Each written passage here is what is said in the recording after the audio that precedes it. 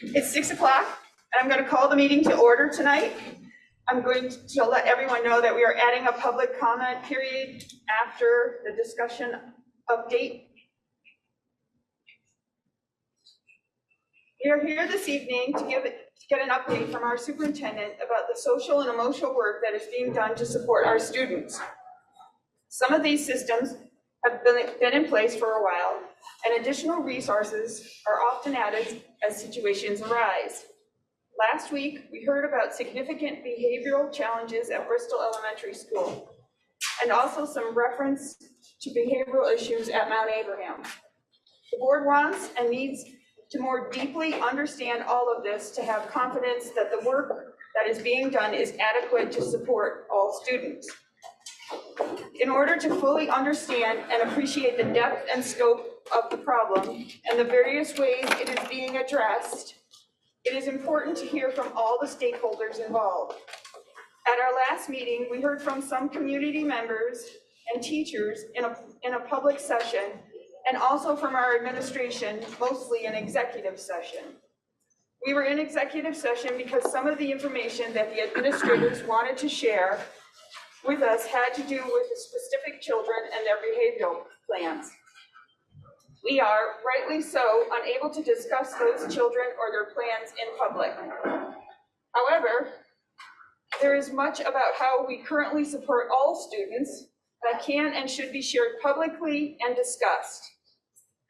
This is what we hope to learn more about tonight. The board provided the superintendent a list of questions that he will be addressing tonight. These questions incorporate some of the concerns shared by staff and community members. What we as a board should focus on is, are we confident that our district is doing as much as we possibly can do to address safety concerns, social and emotional support needs, and the educational needs of our students? We may learn enough this evening to give us that confidence.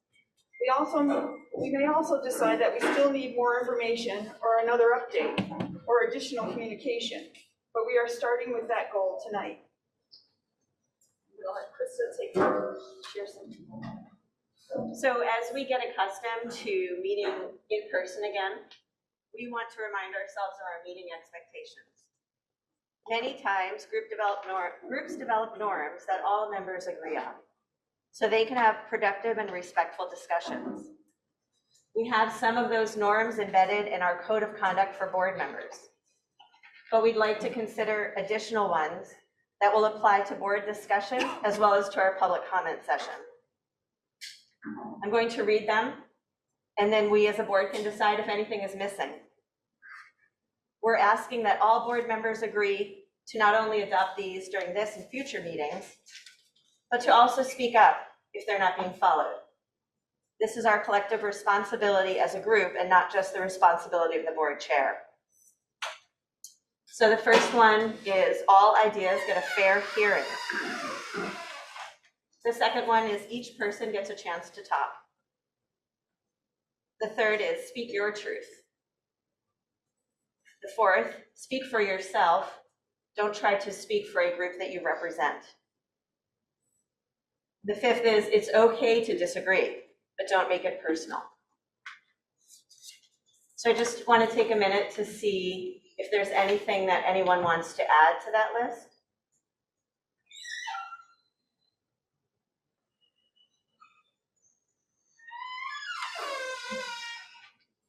Okay, and I think we'll probably keep these on future meeting agendas, so if others come up in the future, we can add those. But right now, if I could just get a thumbs up if we all agree to the norms that were stated. Okay, great, thank you. And now Kristen's going to talk a little bit about public participation. Yeah, we should have had more public participation sort of guidelines last meeting, but it's been a while since we've had large group meetings with a lot of people for obvious reasons, COVID. So in addition to the group norms, we have specific protocols for when we get to public comment at the end of this meeting or any meeting that we have. And we're just hoping to do that, talk about them now to keep the meeting on track once we get done with the business part of the meeting. Because we do have a lot of important information to get to during that part of the meeting tonight, obviously, and there's a lot of people here to hear what we have to say. So if you're on Zoom, I don't know how many of you there are, please stay muted during the business part of the meeting and until you're called on to speak during public comment. We do actually like hearing dogs and small children, but sometimes it's a little distracting. So once we get to public comment, we'll have you raise your digital hand. I hope everybody can see the little hand at the bottom of their Zoom screen. And then we'll call on you to speak. We'll have one of the board members monitoring Zoom participants so we can see and call on everyone who wants to speak. So if you don't know how to use Zoom in that way, I guess you can call me during the meeting. I can go in the hallway and try to walk you through it. My number is 802-238-1915, okay? Because I know that if you don't use Zoom a lot, that can be tricky. So when you're called on, we're gonna just ask people like we always do, because this is a public meeting, to help our tribe. Just please share your name and the town you're from before making your comment. That's what we usually do at meetings. And I'm Kristen from Moncton, so just to model that. And if people could keep their microphone muted during the meeting unless it's your turn to speak. Let's see, what else? And please hold comments until public meeting at the end. We do need to get through our business portion of the meeting. And if anyone continues to ever speak over other people, including us, after a reminder, they'll just be asked to leave the meeting. And the same guidelines are in place for people here in public. We've got quite a good turnout tonight. All we'll do is ask you to stand up because we've been told that then we show up on the microphones better. And if anyone speaks out of turn, we'll just remind you to let the person who's speaking finish, and then we'll call on you. So maybe what we can do is take maybe 2 people from here, then 2 people from online when we get to that part. This is a public meeting, and we'd like to hear what everyone has to say. We'd like it to be a safe space, because I think if it's a safe space, more people are going to talk and share with us what they would like to. And if at any point the comments become overly personal or negative towards staff, administrators, board members, and community members, then we'll just end the meeting and try again another time. And it's also very imperative to keep personal information about students confidential. So that's all I have. Thank you. Okay, and then just a few final words about next steps. So if specific questions are raised by the board that our administration is not able to answer tonight, we're going to ask our clerk, Liz, to please write those questions down, if that's okay with you, Liz. And they can be revisited at our next meeting or in a follow-up communication. If questions are raised during public comment that can be answered tonight, we will do our best to answer them. If they're not able to be answered immediately, Liz will write those down as well, and we'll figure out the best way to communicate those answers to both the folks here and to the larger community.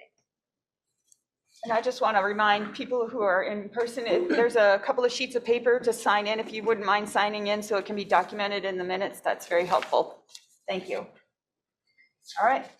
So our first item is under executive limitations, an update 2.8, communication and support to the board, supporting students in MAUSD. Patrick. All right, so the board came up with 5 questions, and I've drafted some thoughts, responses to those questions, and I've actually asked David Wells, principal of Bristol, to help address, in particular, questions 4 and 5, as well as Shannon Warden, principal at Mount Abe. So they're going to be speaking to those questions. And I would invite Katrina, Susan, Shannon, or David to sort of interject as I'm responding to questions 1 through 3 along the way as well, just to try and sort of offer those different perspectives as they're needed.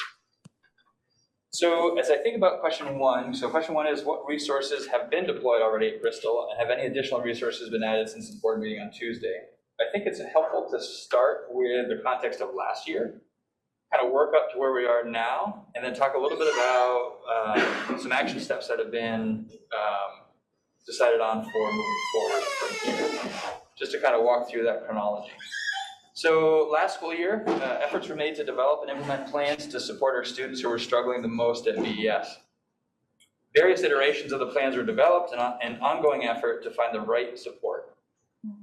Additionally, SEL support, which was intended to be distributed throughout the district, spent the vast majority of an extended period of time in a small number of classrooms at Bristol offering support.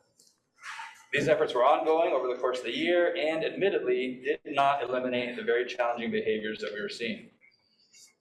In the spring, as BES was transitioning to an interim principal, I met with classroom teachers to hear their concerns, to learn about what was working and to hear what was not.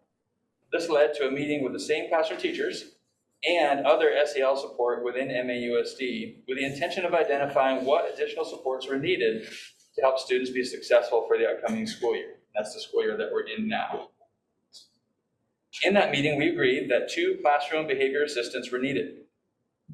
Over the summer, those 2 classroom behavior assistants were hired. In addition to that, we assigned 0.6 FTE more guidance counselor time at Bristol. And we hired another 1.0 school social worker for MAUSD with the intent to increase support available to elementary families. Prior, we had 1.0 total school social worker for the district, mostly focused on supporting students here at Mount Aid.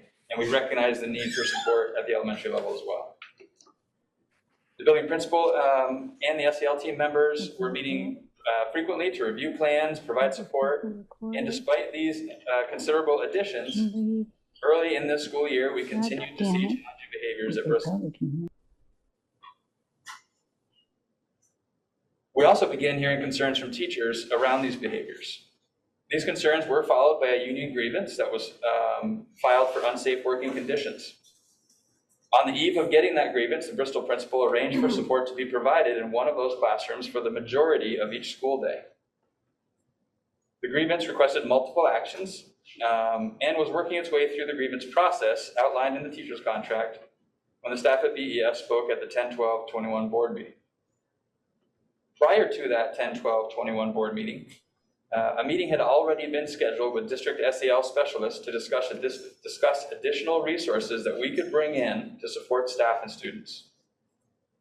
Additionally, just prior to that 10/12/21 board meeting, I had a conversation with the assistant superintendent regarding the need to bring classroom teachers and support staff to the table as well to hear more about supports that we could add. Question 2 is what further resources are needed to support? And I think this sort of leads into what's happened since the board meeting. So as was previously scheduled, the Thursday following the 10/12/21 board meeting, I met with the assistant superintendent, building principal at Bristol, director of student support services, MAUSD SEL coaches, that's social emotional learning, sort of behavior supports, etc. SEL coaches, coordinators, school psychologists, BES guidance counselor, and 2 representatives from CSAC to discuss what additional resources we could identify to support students and staff at BES, including what resources CSAC could bring to offer specifically to support the mental well-being of staff at Bristol. Later that same afternoon, the assistant superintendent, director of student support services, the BES principal, and I met with classroom teachers and support staff at Bristol to walk through the list of requests made by the teachers at that 10/12/21 board meeting. Following these 2 meetings, the assistant superintendent, director of student support services, the Bristol principal, and I met to synthesize what we heard from both of those meetings and develop a draft plan of action to provide greater support. Early this week, this draft plan of action was shared back with the folks who attended the meeting for feedback. The little bit of feedback that was received was appreciated and did lead to some changes. I can't share all of the details surrounding the plan due to confidentiality, but I do want to make clear that there are also other processes that were required by law to follow before some of the actions can take place. Even though there was agreement around some of the actions that should take place, we can't legally sort of snap our fingers and put those into place because there are other processes that are required to happen to do so. And those processes are underway. Having said that, what I can share is that the plan includes hiring 3.0 additional staff to support students. It identifies safe spaces where students can become regulated. It reassigns district resources to focus exclusively on supporting Bristol. Includes partnering more closely with at least 3 outside agencies, and calls for changes or enhancements to multiple practices within MAUSD.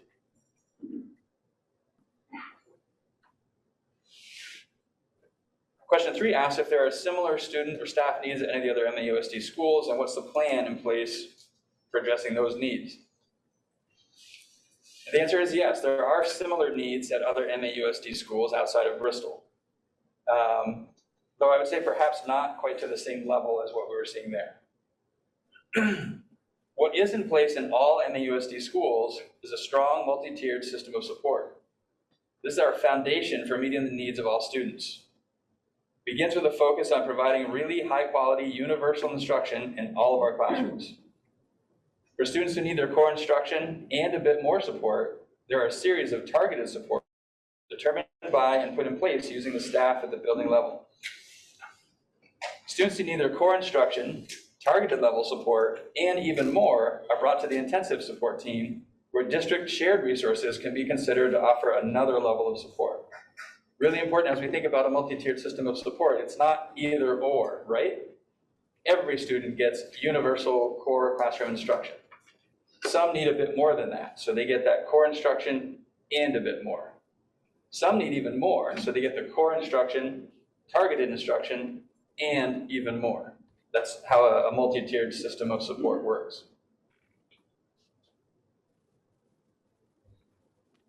Beyond this, we discussed many aspects of the plan drafted for Bristol as an MAUSD team, admin team, and recognize that there are really multiple supports that apply beyond BES to schools throughout MAUSD.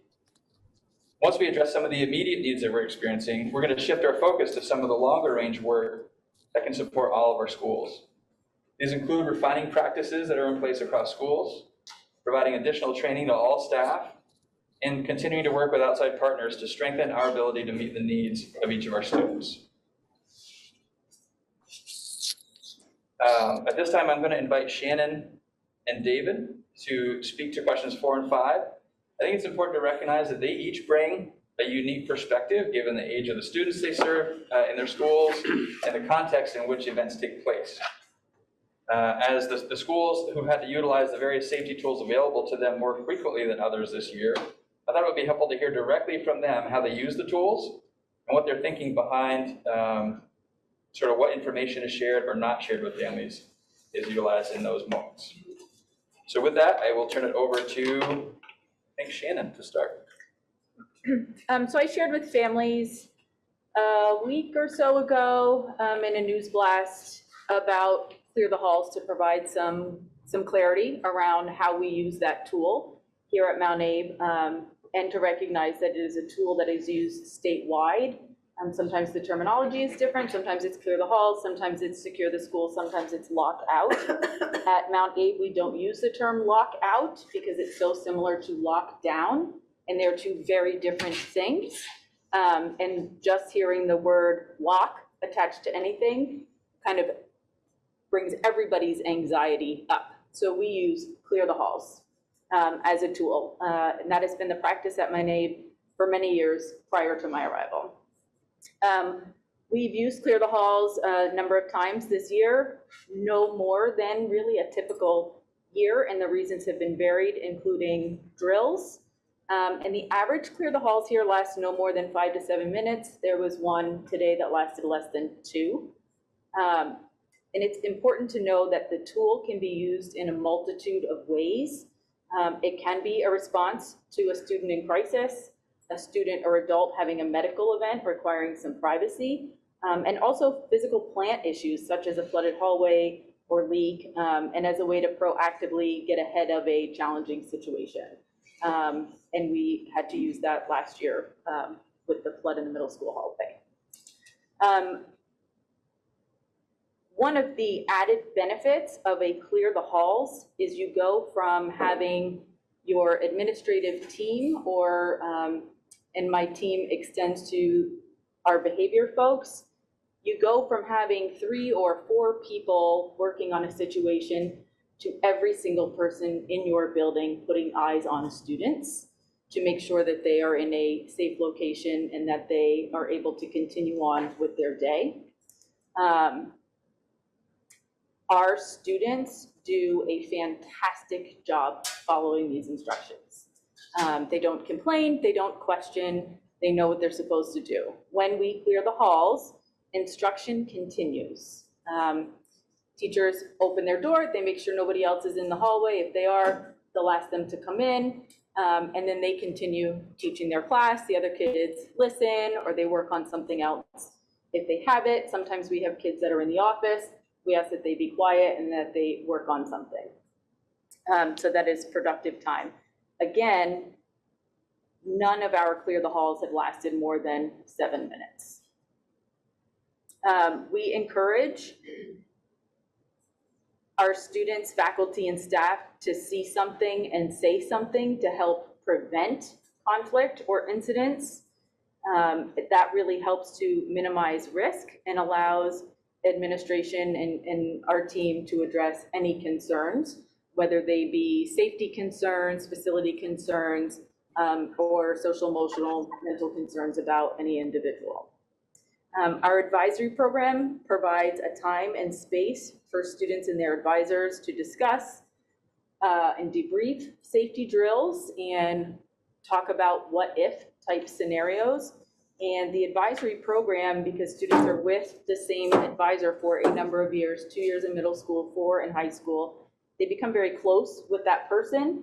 And we talk often in this school about who is your trusted adult, wanting to make sure that every student in the building has at least one trusted adult that they can go to if they see something and they're comfortable going to tell that adult, as opposed to perhaps administration, but also if they're having concerns about a safety issue or fear around hearing a clear the halls or an evacuation or something like that. Those concerns get elevated to administration when appropriate. The communication with Clear the Halls, I put in my message to families that confidentiality often prevents us from sharing the why we were in Clear the Halls. And again, they're often very short, so no news is good news. If the Clear the Halls were to go on for an extended period of time, I would share that information out with families to let them know that there was an interruption to instructional time. That has not happened, knock on wood, since I've been here.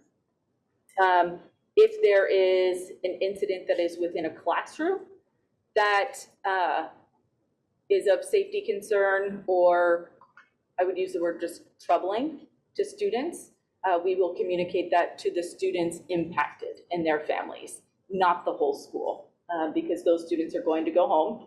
They're going to share with their families that something happened or was said in class, and we want to make sure that the families have accurate information, the same information, to be able to have that conversation with their student and then reach back out to us if the student is still concerned. In a situation like that, we then use a restorative circle to go in and talk with the group about what they heard or what they saw, to determine if students are feeling unsafe or uncomfortable, and find ways to mitigate that and utilize strategies so that everybody feels welcome and safe.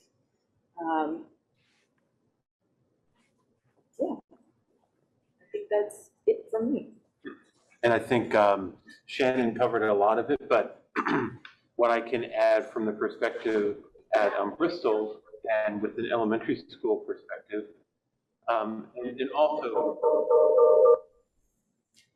and also considering that Patrick talked about the heightened behavioral needs at Bristol.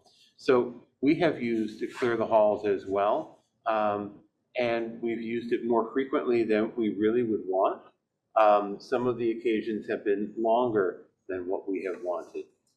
And on 2 occasions, I informed families because I felt it's a judgment call, that it was a significant disruption to learning, and I wanted to offer the families some explanation. It's always a little bit of a tricky call, because we do need to respect confidentiality so that we can inform families to help them be aware and know that their children are safe, but we cannot give a lot of details. And sometimes, frankly, that leaves families wondering, and they would call and say, well, your email was vague. Can you give me more details? And I can give some, but again, we need to respect privacy of students, of all of our students. So, the question was about notification, and I think that's a judgment call. The other thing I would add in our practice, Patrick talked about it continually evolving with the goal of improving our practices and providing more support, both for the students who need the additional support and for the other students who need to feel safe and continue learning. And one of the things we'll be doing is looking at our practice of clearing the halls. We've done it for medical situations, and we've done it for students if they are dysregulated. But then there are other times where students are just a particular student needing behavioral support is going from one place to another. They're totally regulated. There's no risk of harm, and there's really no reason to clear the hall and add stress to the rest of the building. So we're trying to refine that practice as we work with our SEL experts to provide increasingly improved support for these students. The other question from the board is question 6. And I'll start this off and then Shannon will follow. And it can be a little bit different again from the elementary perspective and the high school perspective. So the question is, what is the policy or practice when a student needs to be evaluated for safety to self or others before returning to school? So our practice at Bristol Elementary, if a student makes a statement that brings up that question of safety, so if they talk about harming themselves, or if they talk about harming others, then an administrator, I'm alerted, or if I'm not there, my designee is alerted. And then our first step at the elementary level is to have one of our mental health professionals who are trained to evaluate students do a triage evaluation. So that can be a guidance counselor, it can be our CSAC counselor, it can be the social worker if they are in the building, but someone with the training to do this first level evaluation. And if they find, excuse me, that the student has a moderate or high risk of actually harming self or others, right? If it's low risk, then we can provide other supports. But if it's medium to high, we would refer the student either to Access, which is the Addison County resource that can help screen a student when they're at risk, or the parent can choose to take them to some other mental health professional, psychologist at the hospital, or the like. So that's the step for the student to have more of an evaluation by an expert. Fortunately, at the elementary level, the risk is relatively low that they would carry out these things, but still, we want to be more safe than sorry, right? In other words, we take it seriously and take those steps. But I'll let Shannon give you the high school perspective. So we have several different protocols at the high school and systems in place to support students who are having unsafe thoughts or exhibiting unsafe behavior. We have a protocol that's named just that, unsafe thoughts and behavior, that as soon as somebody sees or hears something about it, they call the office and we get the ball rolling, notifying administration and the school counselor immediately with an adult staying with that student. Similar to the elementary school, our school counselors or school-based clinicians will do an initial risk assessment. Based on their findings of that assessment, we either recommend that the student go to Access for further evaluation, or if they're low or no threat or risk, we invite the family in and we have a conversation about what our concerns are from a supportive mental health angle, as opposed to punitive. There are times when we have students that are having unsafe thoughts or behavior, such as suicidal ideation or threatening language towards another individual, or just threatening language. It doesn't even necessarily have to be directed to anyone. In a case like that, we do the same thing. We do our in-house risk assessment, typically depending on how escalated the student is or what their background is with trauma or mental health issues. Those tend to be a moderate or higher risk, at which point we require that the student go to Access before they're able to come back to school so that we can know that they're safe. Additionally, Bristol Police is notified to coordinate a home visit with the family to assess any access to weapons at home. They provide the family with support if they need assistance in securing any weapons, if there are any, or moving them to a safer location. Our next step is that we have a re-entry meeting. If the threat assessment doesn't yield anything, we have a re-entry meeting with the family, the guidance counselor, administration, and the student's advisor, typically, or sometimes another trusted adult if they identify someone. And we use a restorative approach that includes a self and facilitated reflection on the impact that their behaviors or comments had on others or the school as a whole, and as well as their family. When appropriate, the student will make restitution with individuals impacted, also including their family. So a couple other systems that we have in place is a student support team that meets weekly, and we are constantly looking at data, anecdotal and data that's entered into our Swiss system to identify and evaluate students that have more specialized behavior or social emotional needs. And we develop plans with support from the SEL team to implement and monitor. That's a proactive step so that hopefully we don't get to the point where we're sending students with any sort of risky behaviors to access or needing them to not be in school for a period of time. Another tool that we use around unsafe thoughts and behaviors is Go Guardian, which is a web filter that monitors what kids are searching on the internet. And it will flag anything that is a concern, searching weapons, searching ways to harm self or anything like that. And a number of folks get an email notification immediately, and then we put our protocols into place. And this happens at night, this happens on the weekends, this happens on vacations. We're always on call when it comes to that because students always have their devices and we receive that notification. And then we implement the same systems that we have just from home. So that's what we do here at Mount A.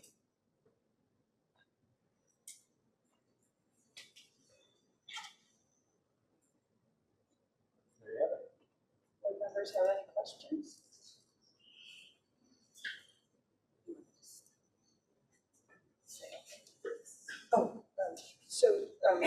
Patrick, your responses will go out be attached in the minutes, is that correct? And board members can have them as well? Yeah, I'll polish them up. They're mostly in note form right now, but I can do that. Yeah, that would be helpful because it's a lot of information we got, and I know I had a few questions, but there's a lot there. Can we also get a summary of David and Shannon's remarks as well? Sure. We can do that. And it's recorded live, so there's always that. Yeah, I have questions. Are we going to hear, I guess, from folks that help develop that draft plan tonight, or is it just like other? I'm assuming there's other people in the room. I thought that was part of the meeting too. I must have read that. Yeah, so I have not coordinated anything other than what you've heard. But the principal was part of the meetings. Okay. So in regards to that draft plan, you talked about a timeline. What's that timeline in regards to the legal stuff being figured out? Yeah, so there's sort of, the draft plan has some immediate actions like happening this week. Some things already sort of underway. Has some other things that we'll look to kind of initiate, in the November timeframe, and some other things that will be longer range, more ongoing work. Really, again, focusing on the immediate action steps to address the most acute needs right now in the moment, and then phasing in other action steps. You mentioned changes to multiple practices in the district. Is that going to be then district-wide changes? Yeah. Like policy or practices? And Both and. So there are some practices more immediately happening at Bristol in particular, where this, again, the acute need exists. And then really leaning on some of those changes to influence practices that may then make sense across MAUSD. And then outside of that, there are some other practices that are less immediate that are going to change at Bristol, but more in that longer term work that we need to have ongoing that, again, are likely to be district-wide. Consistency in practices is certainly something we strive for. Working with folks to identify what best practice is and then trying to implement that consistently across schools is important. And then we become a support to one another as we work to implement those same practices.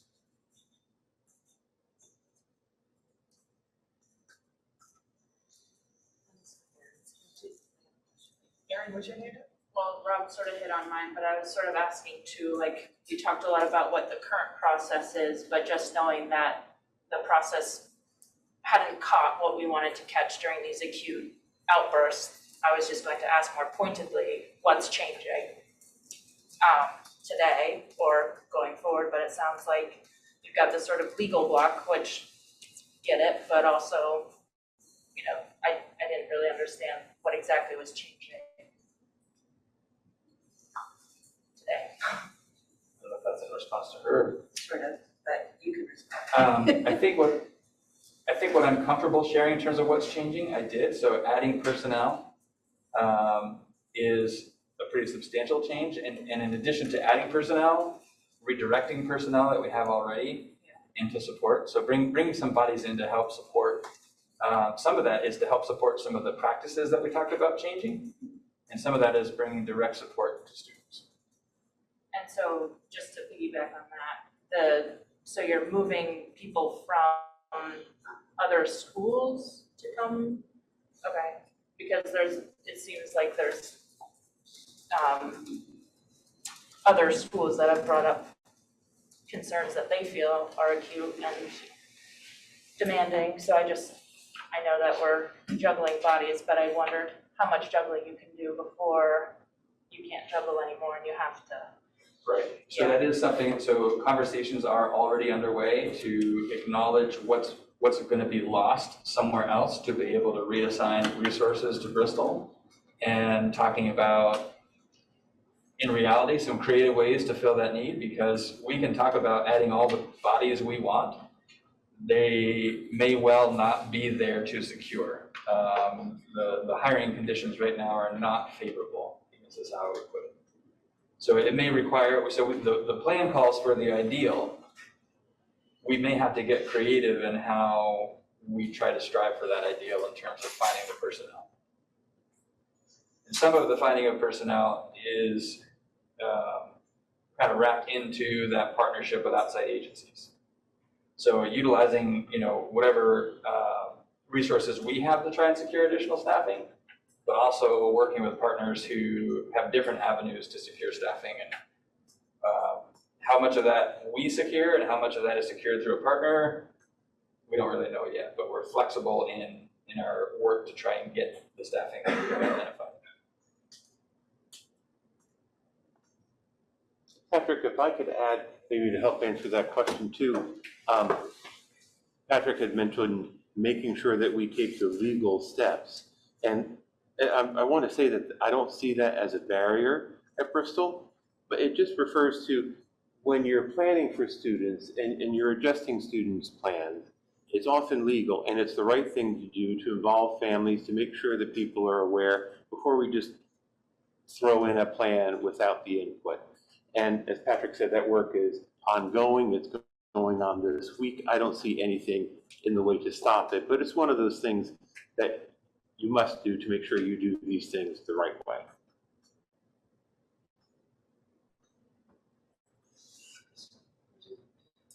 Yeah, I was just wondering, so when you talked about additional support, I think I heard you say 3.0 additional staff. This is for Bristol, I think, right? Yeah. Safe spaces identified, partnering more with 3 outside agencies? At least that's in the immediate. There may be additional sort of folks that we partner with in some of the longer range work. So I guess I had 2 questions about that. One was, who are the outside agencies? So Green Mountain Behavior Consulting, Counseling Service of Addison County, and Vermont PBIS are the 3 right now that we're in communication with and helping to try to build some of the supports that we're talking about. And then can I ask a follow-up question? So I thought I also heard you say that there may be additional support that's for staff specifically? Yeah, so working with CSAC to bring counselors to Bristol to create space at the very least to start to process events that have happened and be a resource to staff there. Depending on how that evolves, that could kind of morph into something different if there's a different need that's identified in working with CSAC staff. But that's the immediate step, is bringing that resource. I would add in addition, something that's not mentioned now, David had worked with CSAC to do some restorative circles. I don't know if you want to talk a little bit about that work, David, and that's something that exists as a resource going forward as well. That's right. We contacted CSAC and our own SEL team shortly after the concerning events to have those restorative circles in our primary grade classrooms, and that was successful.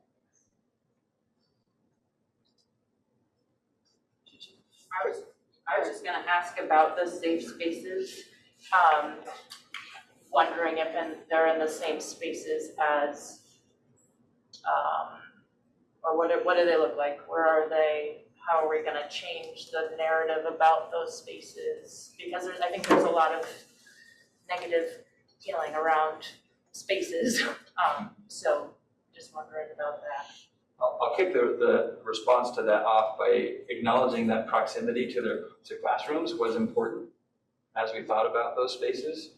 And then I'll let David offer some thoughts there, and others can chime in as they have information.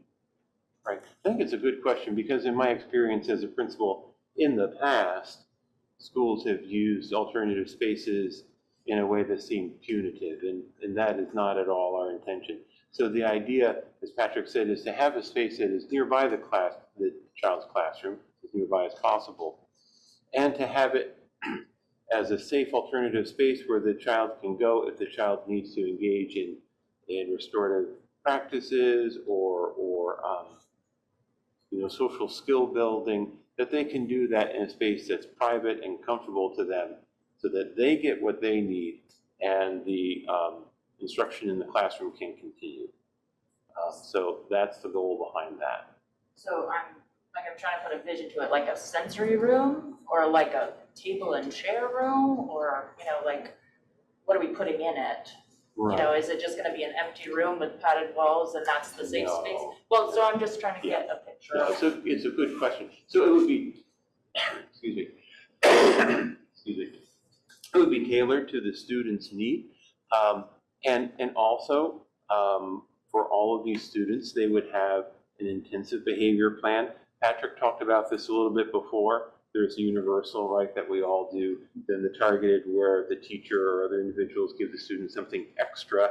And then there's an intensive behavior plan, which is very specific and really tied into the student's needs. Members of the SEL team work with the student and the family to really key into those needs.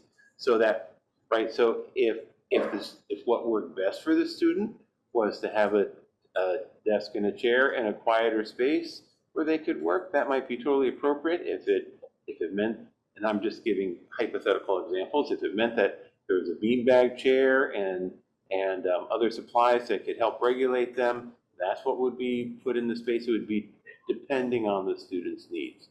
However, it would not be, and it's not the practice at Bristol or any of our schools, and I wouldn't allow it to have what people used to call a padded room.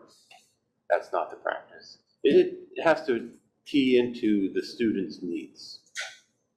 So you just take the general needs, because you're not just gonna have one student who has needs, you're gonna have to be flexible enough to meet a bunch of students' needs. That's So it's gonna have to be sort of you can amend it as you go space.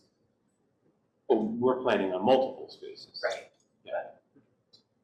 Yeah. Krista and then Rob. Yeah, I guess I was wondering, I think it'd be good for the board to think about what follow-up we might want to know, whether it's like 2 weeks from now or a month from now, how this is all going. And something that I think is important in that is, how can we be assured that when we get that follow-up, it includes feedback from classroom teachers so that we know that the plan is working from all perspectives. I think that's really important. I think that all of these, this all sounds really valuable and important, like valuable and important work.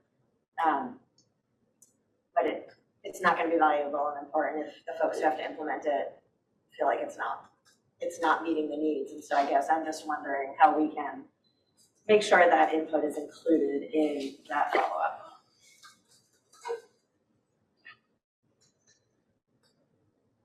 Rob, and then you. Is the district collecting longitudinal data on clear the halls as far as time of day, number of students or people involved? I guess, is there any type of longitudinal data collection that we're for these incidents? So we can maybe better anticipate, sort of see trends, possibly figure out ways to maybe mitigate? I don't think we do collect data on when and for what purposes we use Clear the Halls or any of the other tools that are available for different crisis response. We're collecting data on the behaviors that may precipitate that response, but not necessarily whether or not that tool is used. And the reason why I ask is, Shannon, I think you mentioned that it hasn't occurred during instructional time. Did I hear that right? Like a clear the halls? It does happen during instructional time Okay. because it's during the school day. Because of how we clear the halls, teachers just make sure their doors are closed and they continue teaching. So there isn't a disruption in the instruction unless it is a student who gets stuck somewhere.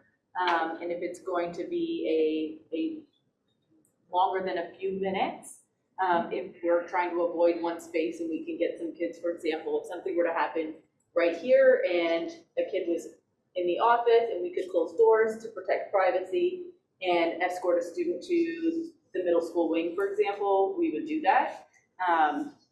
That hasn't been the need. And just sort of follow, personally, I think it'd be interesting, having been a teacher, I would be curious what learner outcomes look like after I clear the halls.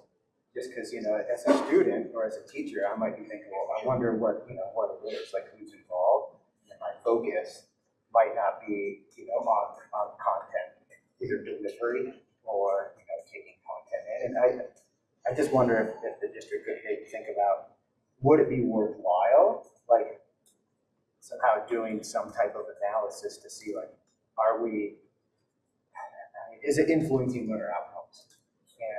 And in my hope that, like, it doesn't become so 2 or 3, 4 times a day, like, and then when we might really have an issue, like it's sort of a cry of wolf, or I don't know, it's like one of those tools. I graduated high school 20 years ago, and I'm like reflecting on, in a high school much larger than Mount A, but I don't remember having that happen once, and so I'm glad. It sounds like a great tool, but I just hope it seems to do well. And then I also think about our kids, and like, I just hope it doesn't disrupt learning too much. In 2 years of already pretty disruptive learning environment. And then my other question, Patrick, you've mentioned the multi-tiered system of support. You sort of talked about the core instruction and then the added. Is that tool used? I mean, behaviors that we're talking about, why we're here tonight, really core, like the foundation of kids feeling safe and faculty feeling safe in their building. And I guess if you can't feel safe, I don't know how you could really learn. It's the foundation to build the house upwards. And so I've been reading these letters to the editor in the paper. I've talked with folks in our community and who've worked in the school district, and they've pointed out real concern, and I don't know if it's directly tied to our MTSS or not, or just a change in practice and policy, but really sort of pointing out that maybe that multi-tiered system of support might be a good model when, like, the waters are calm. But unfortunately, it doesn't seem like the waters are calm in our district, and I just wonder, is that system of support pivoting, do you feel like, to meet the needs of our kids? So A, they feel safe, and then B, they feel in a place where they can learn. Do you think, like, it's doing its job? just that foundational, let's make our kids feel safe.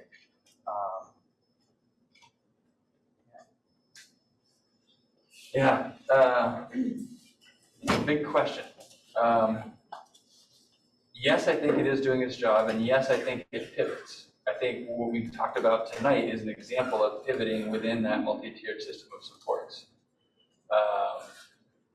The process that we've used to get to these decisions that I just sort of laid out tonight is a bit outside that MTSS because of their acute nature.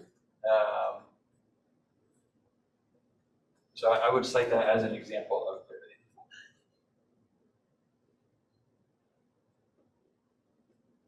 pivoting. And I think it's important to recognize, much like we can have a strong MTSS and not yet have 100% of our students meet the standard in English language arts or reading, we can have a strong MTSS and not have 100% of our students regulated 100% of the time. So it can be a strong system and still leave us with ongoing work. So I got Andrew and then Brad and then Steve. So to echo some of Chris's thoughts, so I've been thinking a lot about the sort of tension between the inherited tension that just is in an organization where there's governance, the board, and then there's management, and how we sort of try to look under the hood all the time to understand what's happening on a day-to-day ground level in the schools because we don't work here. And thinking about how a lot of our monitoring and the way that they monitor things are on an annual basis, and how we take data about behavioral stuff that's happening in schools prior to this one, A/B design or A/B comparison. How do we, is there information that we can use to see at the board level a report out about we intervened here and this is the data, both qualitative and quantitative, and that we do that on a more than an annual basis, like an every 3-month basis or something, so that we're really getting to see some trend lines that are either positive or negative. I think that's a question for the board about how we do that, in addition to you, Patrick, about what you think might be the best way to get this data that's meaningful to us. Yeah, I definitely think we could bring data more frequently than the annual monitoring that happens. And I think it would be important to talk about what data, because there's a lot. Right. And important to acknowledge that really we'd be talking about sort of metadata. We can't, because again, of the identifiable nature, we'd have to talk bigger picture data points to stay at the confidential level. Yeah, I would be interested in the big picture data that shows that the whole ship is moving in a certain direction, regardless of any one individual student.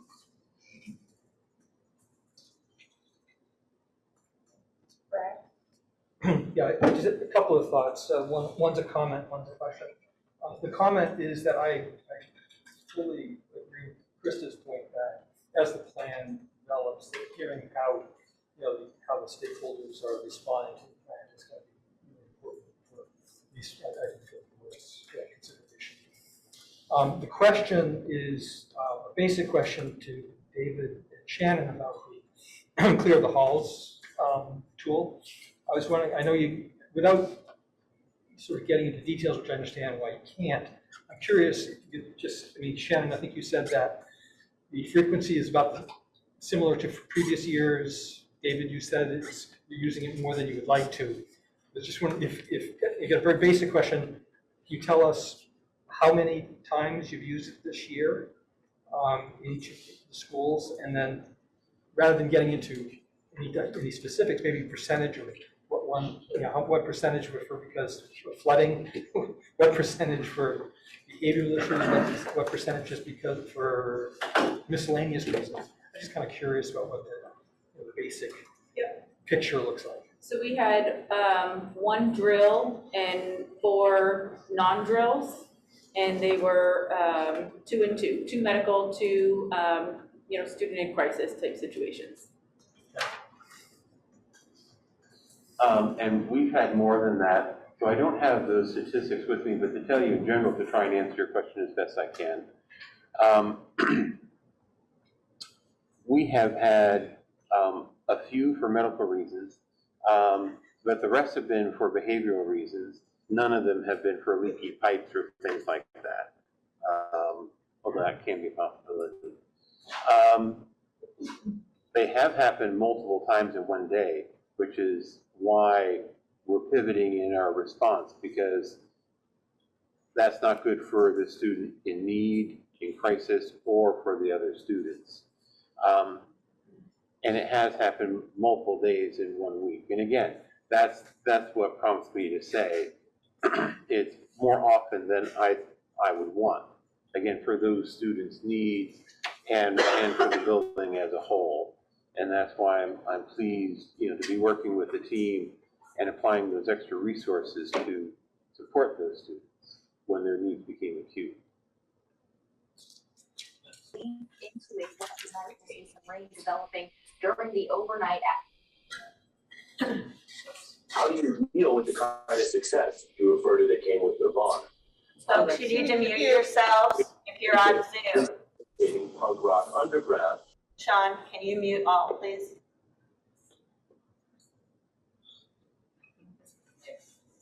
I also wanted to follow up from what Krista's question was about how we can be assured that we have input from the stakeholders, including staff and teachers, in terms of the steps that are taken. And I know there wasn't an answer, so I wasn't sure maybe this was one of those where Liz is writing that as a question for something that you could address at a later time. Can you ask the question again? How can you be assured that there was stakeholder input? Right, from the staff. So we're taking these steps, and I totally get it. You've been having these meetings and having communications, at Bristol and probably elsewhere. And I think the question was, as a board member, we hear your response and we appreciate that. How can we get information as board members that come from the teachers? And I don't know if you can answer that now, or if that's something you want to think about and figure out ways that seem most useful for our purposes. I guess I'm hearing that question in two ways. One is, how can you be assured that there's input from stakeholders? I could share a copy of the agenda minus the minutes that show attendees. That's one way to provide evidence of who was part of those conversations. But that feels different than kind of how you summarize that conversation around hearing directly from teachers. So I don't know, Krista, if you can phrase it. I was just typing the question in because I thought it was a good one. I don't want to put words in your mouth. And I just, as a board member, it's helpful to get direct information somehow. And that, again, that might be a board issue about how we manage that. I think Andrew touched on that a bit. And it might be just work that we need to figure out that works best for us. But so I don't know if that's something that can be answered today, but I definitely want that on the list of the work that we have to do to figure out to make sure that we're getting all perspectives. So. Yeah, I think this is like a perennial question for us, and I think maybe it makes sense to see what information we can get from some of our policy governance experts or from, we have to be careful not to be, we have to be mindful of our role as board members, but we also have to make sure we have confidence in the information from our administration, and that if we say we'd like that information to be informed by all stakeholders, including staff, like how do we know that has happened, and how do we, so I think it needs some more chewing. I made a note that maybe we have our next full board meeting in November, and next week. Well, next week there's probably not going to be a ton to report on other than what we heard tonight, but progress might be more appropriate to really evaluate like a month from now. So if that's the case, maybe we can find ways to think more about this piece that I think is something we come back to often and is worth more exploration. Not that we wouldn't get an update next week, but that a real sort of evaluation of how well it's going at all of our schools seems like a month from now would make sense. You know, and the other thing I was thinking about is we have a grievance process, and I think for folks that are less familiar with it on the board, I mean, I think it's designed to sort of provide that avenue for staff when they are at a point where that connection is missing, and need to get that to the board. But I guess to my mind, you know, similar to how we do negotiations now, which is really trying to start with a less adversarial approach, I'd really like us to do this work with the less adversarial approach and not wait to grievance. And so that's, I guess, what I am interested in having us figure out. But it might take a little time. Steve? Yeah, so I'd like to shift the focus sort of more in that direction as far as the questions go. Just the fact that we had to have the teachers come here sort of circumventing the grievance process because of the dire need that they felt to communicate points to a communication right there. And that we need to sort of understand, you know, I'm hearing anecdotally that there's a very poor communication bridge between the staff and the administration right now. That there's a culture that doesn't seem to be really inviting communication to cross that bridge. And I think I'm interested in seeing that is improved and that people are, if we can't talk to each other, if we can't really express our concerns and feel that we're heard, we get frustrated, especially in the current environment that's going on. And I think that when we're all feeling stressed and we're not feeling heard and our communications break down, we can't actually bring positive energy to these kids. You have to have your own issues solved before you can devote the energy to solving some of these problems with these children, especially when they're so demanding. So I'm interested in understanding how we can improve the communications tools, how we can get a feedback loop that's robust, that's constructive, that's not, there's no punitive fears, there's no issues with people feeling like they can't talk to each other, and then we all feel like we're collaborating and being constructive in solving these problems. So they're very difficult problems. Everybody's having them right now. We're not the only school district. Everybody's struggling. So if we're not all pulling together, if we're not all working together on it, and communicating with each other, I think it's really going to be a struggle. Dave? So I'd like to follow up on that. It's our responsibility. It's our collective responsibility as a board to run this school district. And I don't think we've been taking that Unmuted this. seriously and doing our job properly. I've been representing people in this community for over 20 years on the local select board and in the legislature. People know me. And almost from the day I was elected to this board, I would hear on the streets from former staff members, current staff members, parents, other community members. And when they didn't start the conversation, I often did. You know, what do you think about what's going on in our schools? Because I want to be an informed board member. And in my clumsy way, I try to affect the agenda. I don't sit on the committee that sets the agenda, but I suggested people to come in who had thoughts about schools and how they should run. I think it's our responsibility to not just hear from the administration. This isn't just a two-way conversation. Are you doing your job? Yes, you are, blah, blah, blah. This is about us being informed about the best way to run schools and the best way to run this school. And by bringing some of these outside people in, maybe it's helpful for the administration to hear a different perspective. Maybe we begin to do our job a little better. When I bring forth what I hear from people on the street, it's not gossip. It's an effort to help our board understand what's going on. What happened in the last board meeting doesn't surprise me a bit. I heard before COVID that there was issues with special ed and the coaching stuff going on over at Bristol Elementary School. Now, so why don't we have someone in? One of the really good experts on education, I suggested him to testify to us. That didn't happen. Now he's one of the key people in getting a town removed from the district. Maybe if we had heard what he had to say, maybe there wouldn't be such a strong effort for that town to leave the district.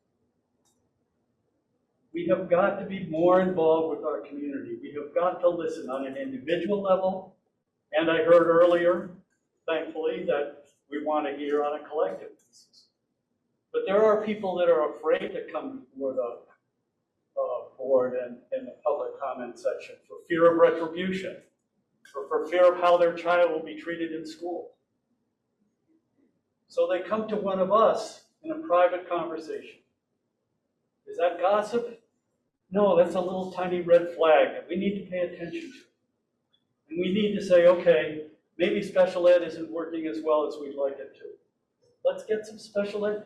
Nate Levinson, one of our consultants, has a whole chapter in his book on special ed. He's quite knowledgeable about special ed.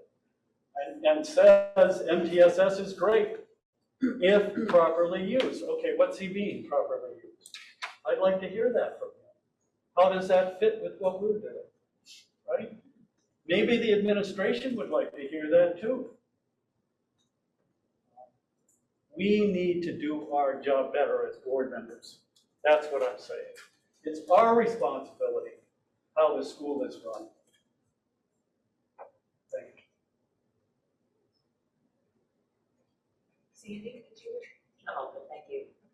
Kevin? Some of the conversation is starting to focus around MTSS. And I think we're in a world of change, not only because of bugs floating around in the air, but also because of the way that the state of Vermont is leading education. This administration has attempted very seriously and innovatively to try to embrace that and bring it forward. Is it perfect? Probably not. But it has been pleasing to me, at least, that we are looking to try to innovate, change the way we're doing things so that we don't keep repeating the same activities expecting different results. It's a radical departure, and it will have people that embrace it. You're going to have people that will dig their heels in because they don't want a change, and there'll be people that are confused by it.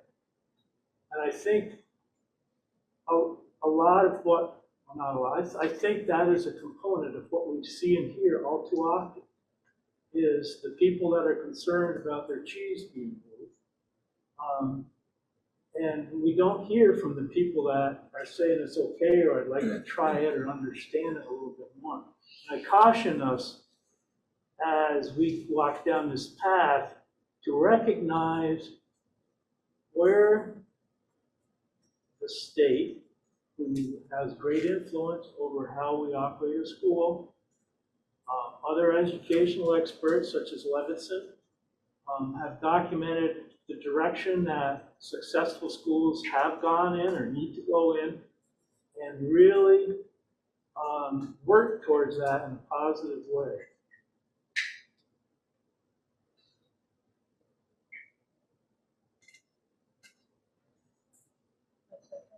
I'm done, yes. To respond to that comment, Kevin, and I think what other board members, what I've heard other board members say is like, we just like to see more data. You know, like, where were we? Where are we now? Where do we want to go?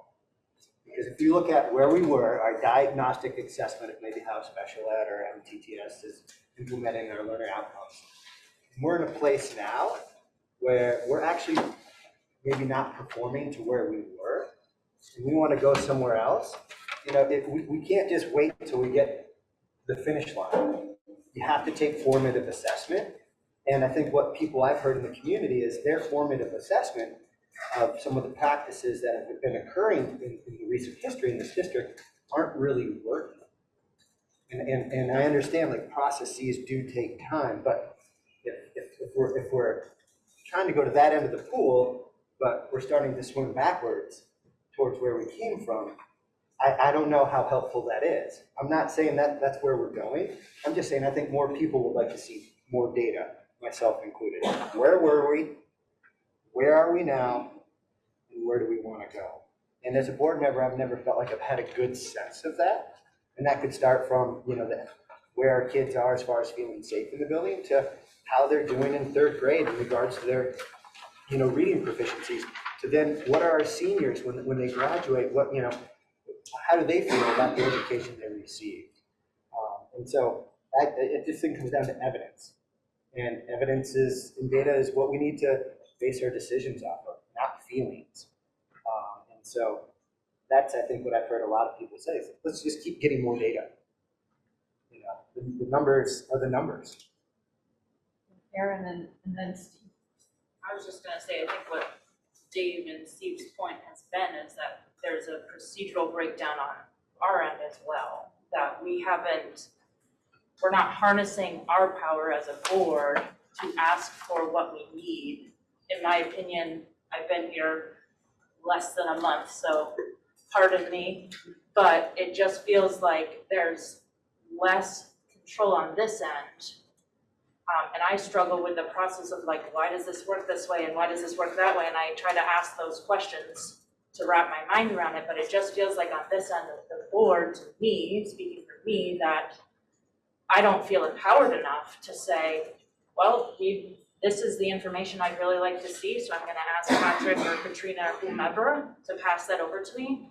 Because then in the, I don't know, the articles or whatever you guys have agreed upon, you could say, I'm actually not gonna do that because it takes too much time. So I think those are the kind of things that get us tripped up, is that there's elements of procedural control that are in other places. And so I think we need to get sort of, that line to me isn't clear, it's very muddy as to who can say no and why, or who can say yes and why. And then how does that other communication from like the stakeholders who are here and who were here last time, or the teachers who, you know, spoke up, or other notions we hear on the street from people who say, well, this is what happened, you should know. That communication is highly important to them, which is why they bring it to us, which is why we say it. So I think that power still is with us, right? We can still say, like, this is what our townspeople are saying. You were elected to be here to do that job, to collect that stuff and bring it here, to process it, right? And then to say, okay, we need more information from Patrick so Patrick can give it to us. But it just feels like that process right there is like, never happens. It just feels like we get information and then we're not allowed to bring it anywhere, or we're not allowed to get an answer from it. That's just from me being here for a month, and I think that's sort of what has been said, is that communication process, that empowerment process doesn't feel real or stable enough for us to do some harder work.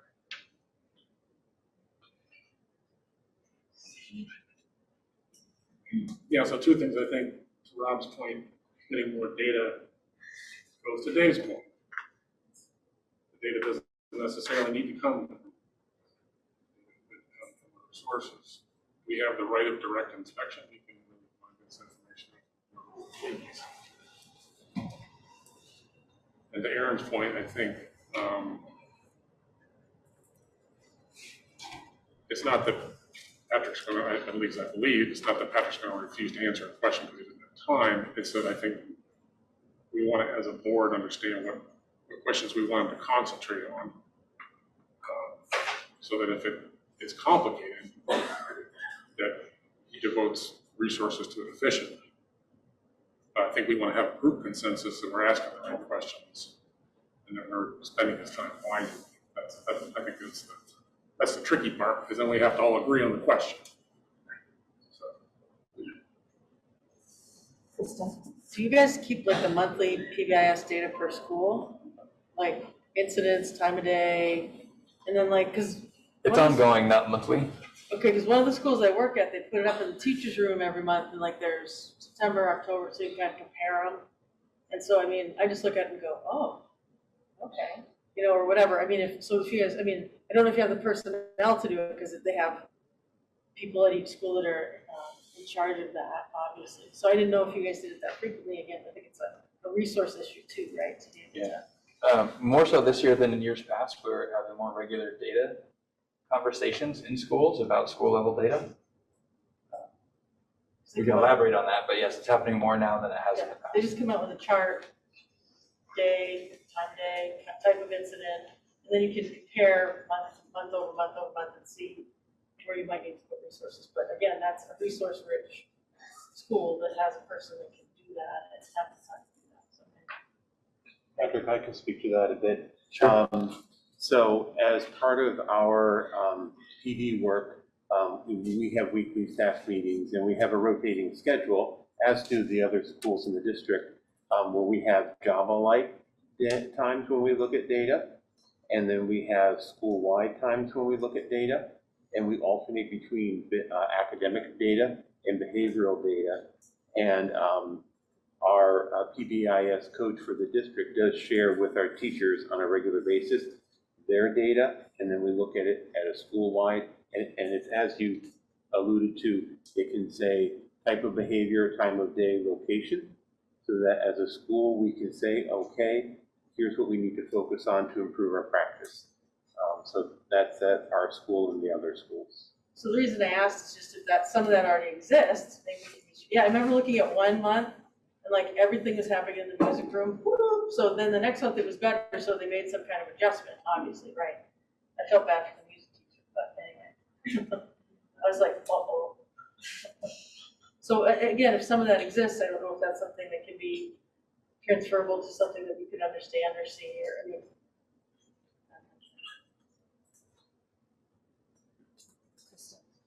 I was just thinking about how when we had a lot of questions among board members and community members around the facilities proposal process, we implemented a process where we had board members list out questions, and then for your information, Erin, so what we did was we sort of all went around and discussed the questions and tried to figure out how to prioritize those. And so we do have that in place, but I think, you know, maybe it's worth doing that again. I think we get, it's ponderous, but we have to sort of all be on the same page with what we're asking of our administration. And I think we find ourselves a lot of times being more reactive than proactive. So we think about doing these things after the moment has passed. So it might be time to do it again. The other thing I wanted to just say is that this is a completely different topic, but it concerns me when we try to compare serving students now to serving students 20 years ago, because we serve really different students with really different needs. We have a different level of responsibility to students with different needs. And I think it's our job to really center the voices of our most vulnerable citizens. And that means that maybe we, the rest of us with more privilege are a little bit more uncomfortable. And so I don't, again, I think I said this last time, I'm not saying that children or staff should ever feel unsafe, but I am saying that it's important to recognize the tools we might try to employ to help those most marginalized folks might cause some minor discomfort to the rest of us. And that's what public education is trying to do, is to raise up everybody. So I really hope we all keep that in mind. Kristen, may I add something to that? I appreciate you mentioning how different schools are than they were 20 years ago. I graduated 22 years ago. Go ahead, do the math. We never did a lockdown drill because school violence was not a thing. It was not prevalent enough for there to be a need. And as those incidents have increased over time, there are outside agencies, Margolis and Healy being the one that the state of Vermont partners with very closely, that we work with and learn from and have access to develop safety protocols for a wide range of crises, from a flood to a student physically harming themselves in the building, to a school shooter, that sort of thing. I would say any student, any adult that is working in a school always has this level of wondering how safe they are, particularly after there's something in the news about school violence. But that is why we practice. That is why we have these protocols in place to better prepare us should something happen. And sometimes the thing that is happening is an individual in crisis that we have to respond to, because that keeps them safe and everybody else safe. But I just really appreciate the comparison to 20 years ago, because school safety has changed drastically. All we did when I was in school was fire drills. Now we don't even call them fire drills. They're evacuation drills, because we might have to evacuate because there's a gas leak or something of that nature, some other type of harm.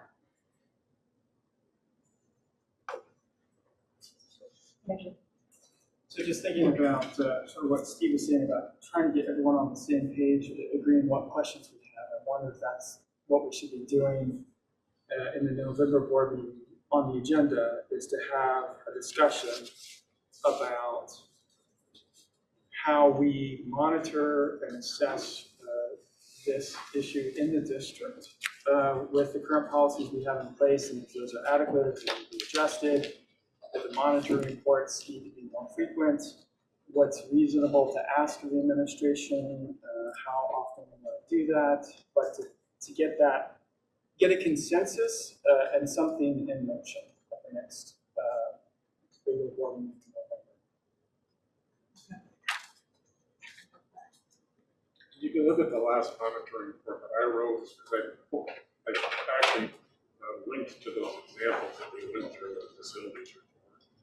Those questions that sort of developed, and we all agreed that we were going to have Patrick concentrate on those questions. Or Patrick said, that's going to take a lot of resources, and I can answer that in 5 minutes. Those kind of things. At least filter them in. So, Right. Dave? So this is for the next meeting. This is for next week. And this is the ANS monitoring report. Correct. So this is going to have a lot of data. And it may not have the data, like I think in particular, the data of how many times you've had to clear the halls is appropriate. I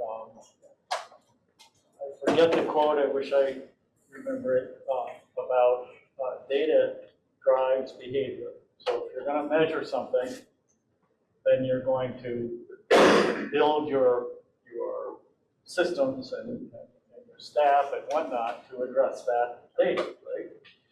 And if we don't collect data on social emotional behavior and clearing the halls, then how do we expect to improve it? So I think this is all going to come up in the next meeting, right?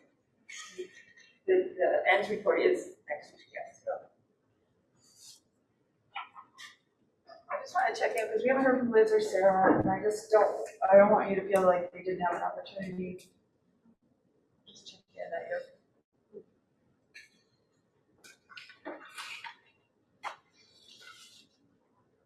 All right, anyone else? So can we just outlined next steps that we're taking. And so there's the steps that we're taking, and then there's the issue at Bristol right now. So for each of those things, what are the next steps we're taking, and how are we gonna make sure that it's okay there? So how do we, I don't know how do we figure that out, but, so next steps for our process, right, that we just discussed, and then next steps to keep monitoring what's happening at Bristol, making So sure that'll that be on it's. our plate in November. Sandy? So this feels like a good time to raise a concern I had on how to actually do some of the policy governance that's coming up on our board work plan. So, I volunteered, and having not been on the board for a while, it feels like a huge chunk that I took on, because in the end of November, one of the monitoring reports is policy 3.4, the monitoring of superintendent's performance, which is, it's a big piece, because it looks at all the policy, how things are going. And I keep looking, at the policy 3.4, and I have it up right now, and I want to, just to be honest, I just don't feel to do justice to the monitoring report that I'm going to, as that reporter, be able to produce something between now and the end of November, given sort of a lot of the information that I've been gathering in the relatively short time I've been back on the board. I realize these are past reports. And the other is I want to put on the agenda, I don't know if we can do this next week or at some point, the 3.4 specifically says that there are 3 methods for us to do the monitoring. It's 3.42. It's by the internal report from the superintendent, disclosing interpretations of compliance, and information to the board. And generally, I believe that's how the school board has generally done this particular a monitoring report. But it also says B, by external report, in which an external disinterested third party selected by the board assesses compliance with board policies. Or C, by direct board inspection, in which a designated member or member of the board assess compliance with the appropriate policy criteria. And so, again, not having done this monitoring report myself before, ever, even in the prior life I had, as a board member, I guess I'm seeking guidance. I don't know if there's a board action that needs to be taken to decide which of the 3 methods seems to make sense if we want to really, get a little deeper than just the report that we often get in the past. All of these methods are totally appropriate. And I'm just thinking it could be a positive way of sort of thinking about how we do our monitoring reports. So that might fall under our next steps. We're in the process of trying to get somebody to help us to understand, because if you remember back when we did the policy governance work, we talked about that in our work, and we didn't dig into it because it's very tricky. So it sounds like it's time to get that, to dig into it a little and just understand what it means if we're going to go down one of the other methods. Yes. So that is sort of in process. We're trying, there aren't a lot of policy governance experts anymore. They keep fading away. So we're trying, that's in process to try and find somebody to help us through that discussion. So that's under our next steps, I can say. Great. Dave. So I think it was Kristen that said, what are our next steps, question for the next meeting or whatever. So with regard to the ends, so there's a lot of data in here.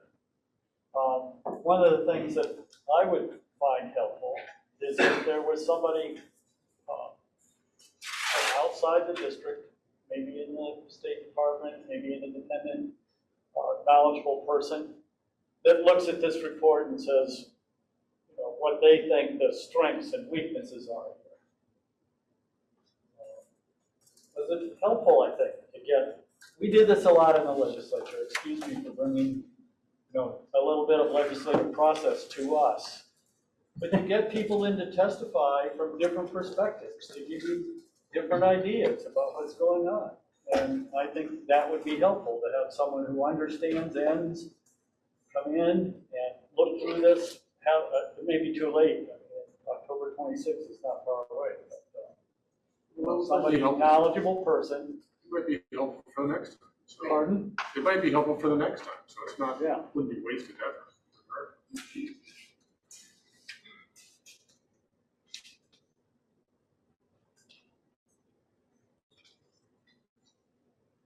So John, I'm wondering, does it make sense to give board members the opportunity after we get a written version or our own version of the response from tonight to get back to you at a certain time with additional questions or things that they'd like us, the board, to consider?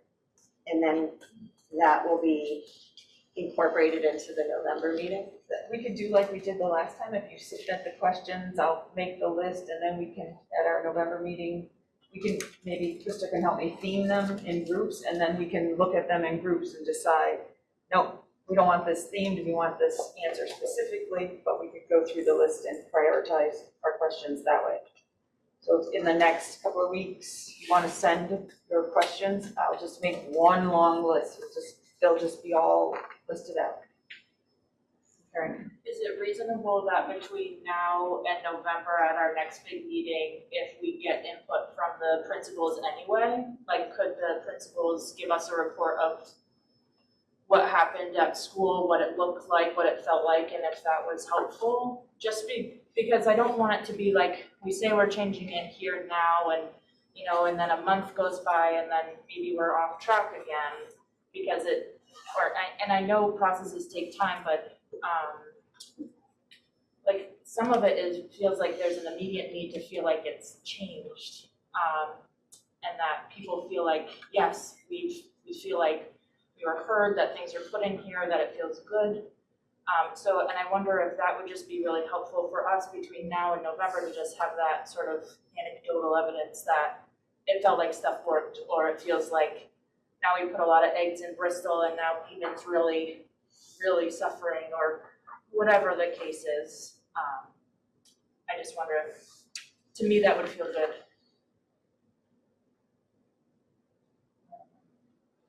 As a follow-up to that, if I may, just, I wanted to express that I appreciate, Patrick, that you brought, you know, Katrina and Susan often come, but that you brought Shannon and David to the meeting, because it's been very, very helpful as a board member to have them here and to hear their voices as well. And so, and it's quite impactful. It's actually there's something about it that's very useful and helpful as a board member, to hear from them directly.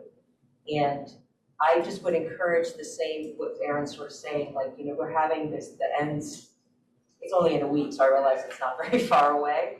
And there are highlights I saw from, you know, each of the principals of each of the schools. And it just would be so much more impactful as a board member to not just see it in writing, you know, from each of the principals, but to actually have them here and to see them. And, you know, if we had a follow-up question and talk about the good thing, you know, a lot of like really, I think, important information about sort of the feel of the school, maybe even raise concerns in which principal won't necessarily give an answer, but, you know, can consider things as well. So, you know, following up what Aaron was saying, I don't know if it's too short notice, and we have a lot of work to do, but it is a really important, you know, report. And I just would encourage that, I know as a board member, I appreciate it very much, you know, when we have that input.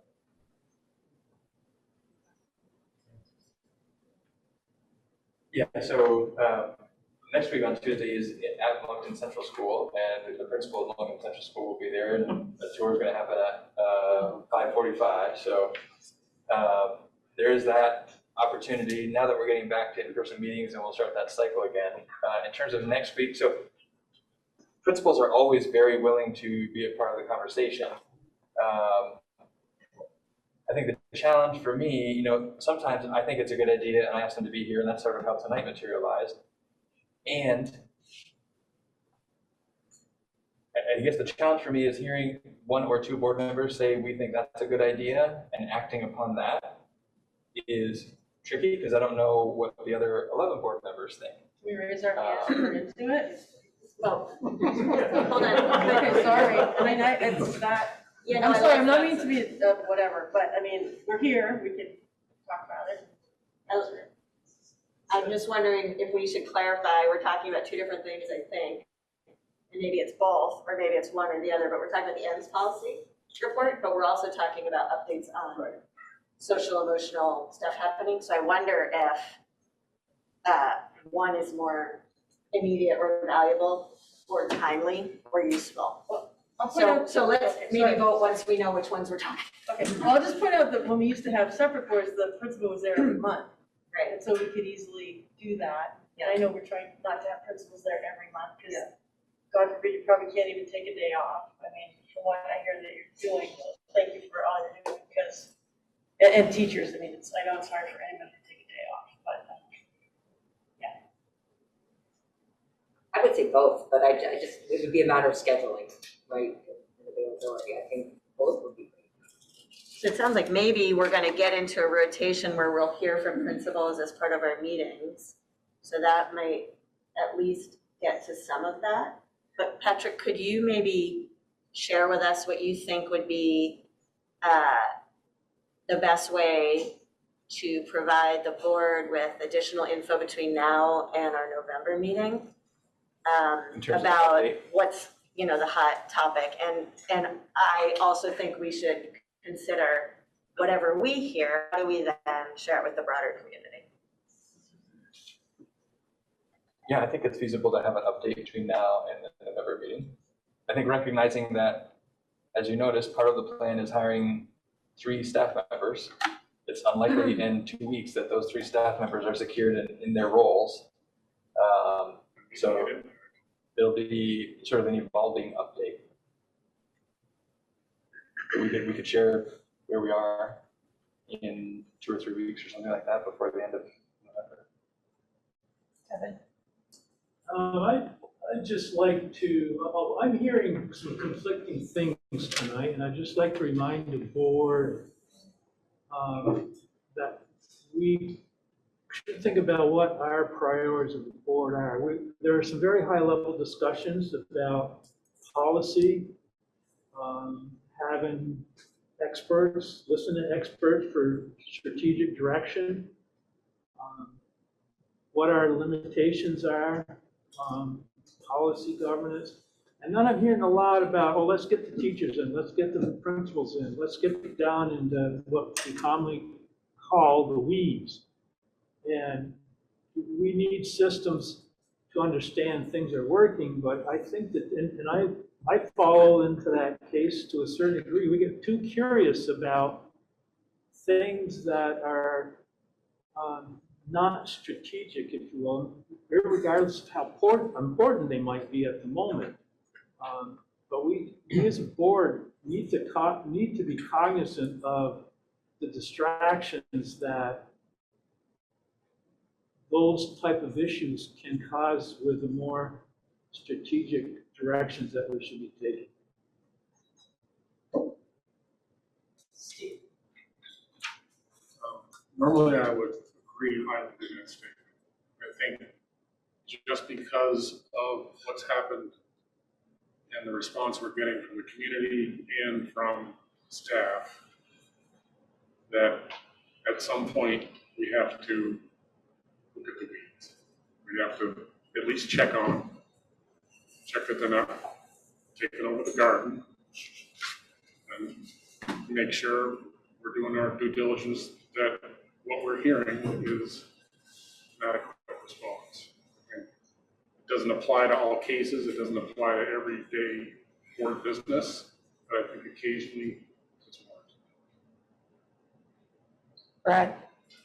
Yeah, I mean, I agree with the sentiment that the board should be taking greater ownership of the whole system. But I'd like to raise a somewhat broader point. Steve made, I think, a really important point a bit ago, that for this work to be successful, we need full sort of engagement among all of the stakeholders. Everybody has to be seen to be on the same page and working together for us to be successful ultimately. And I agree. I think that's a really important point we can't lose sight of. It raises in my mind, though, a somewhat broader, little bigger issue that's facing our community right now. And that is that the number of things that are on our plate, I find they're overwhelming. And they're all linked. So I have a question, and I guess most of it, to you, Don, is as we're moving forward over the next month or so and putting together agendas, how do we sequence the various things that we have to do? I hear, what Sandy was talking about in policy governance, where we want to take a look at that because, to Dave's point, I think sometimes the way we have approached our implementation of policy governance, sometimes we have back off on doing the due diligence that we really should do as a board because we don't want to impose too much on the administration. So that's a big issue. We talked about it at the retreat, had some really good conversations about it, but obviously there's some things that we still have to work out, and it's huge for the ongoing operation of the board. Secondly,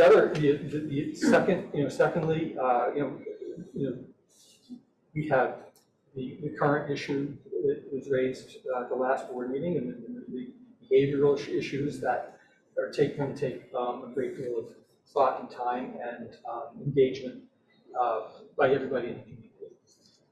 And then third, of course, is we have a district that is somewhat in disarray right now. We have, one town that has moved to withdraw from the district. We have a second town that is thinking about it. And if we want to get full community support and engagement and everybody working on the same page, we have to deal with that issue too. So I'm curious, Don, how are we going to sequence these big issues, and how are we going to get to and move forward in a way that is expeditious, thoughtful, and will be accepted and embraced by all of the various stakeholders, whether it be parents, or teachers, or business owners, or the board, and certainly the administration and staff. So I can say that I have been, as we've been building agendas, Krista's been lending a hand, and Patrick and I had always worked together, but specifically, even for next week, I've moved some of the smaller things that we said we'd look into that I think can wait off to handle some of this other stuff that's coming. It has to be a careful balance because we can't just push everything off at one time. So I try to look at what we need to do, and if something can move to another time, I try to move it to another time. I do have Krista to bounce ideas off now, and Patrick, all along, he and I have gone through, and we have the work plan that really guides our work. So we have to sort of keep an eye on that and add that other kind of stuff in.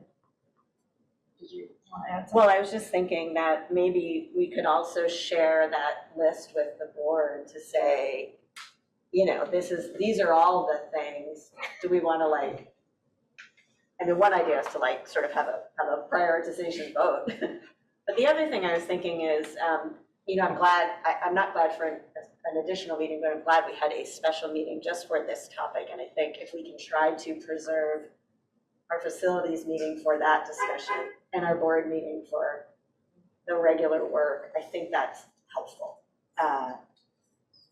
So moving forward, I think if we can keep those spaces sacred for the agendas, and if we anticipate something outside of that, then maybe we say, we gotta do this at a different time. Steve? Well, it might be that one of the purposes of having kind of a midstream update on where we are with things. I'm sure we'll probably hear some feedback tonight from folks. We'll probably hear some feedback from folks in the interim. It may be that we want to have another one of these meetings next week. It may be that we just need to do that. Take care of this particular issue and at least be able to work on our other topics on our regular meetings. Dave? I think we need to find a way to get feedback from people anonymously. There are numbers of people that are concerned about, are fearful about expressing their thoughts and feelings publicly, standing up in a meeting, whatever, and it would be good, I think, to hear that feedback. Do you have any suggestions on how we would do that? I don't know, in today's world of, electronics, everything has a tag, right? Yeah. It's hard to be anonymous, but write a note, send it to the board chair.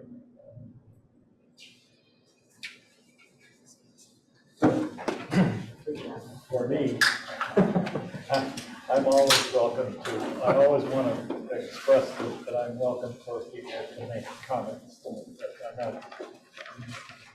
I don't want to pretend to speak to the board ever. I'm not sure whether this is applicable at all, but I was in Nairobi last year, or right before COVID. And one of the things in Kenya is that the government is always concerned about is corruption. And as Dave's point, people are very careful about expressing their views about government officials or public processes. So what they did is they put a mailbox in front of the Nairobi municipal offices that basically said anti-corruption complaint or corruption complaints. So people would go in and put their complaint into the mailbox in front of City Hall, and that's how they accomplished the anonymity that Dave is talking about. Whether that is appropriate for Bristol, I don't know. But, throw it out there. Kristen, can you just run over what we put down for next steps? You had a couple of. Oh boy. Someone to, wow, oh, that might be the wrong one. I'm sorry, I've got so many notes from tonight. Oh, here we go. All right. So how we monitor and assess emotional behavioral progress. Do we need to be getting different data? Do we need something different? What's the next step in our process? Next step for Bristol. Do we need another method for monitoring reports? We've got 3 options, we really only use 1.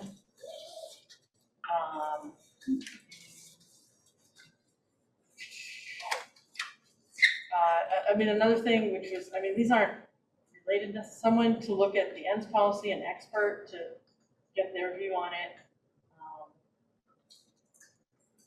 Again, just keeps coming up, what information do we need? We feel like we're not getting enough information, the right information.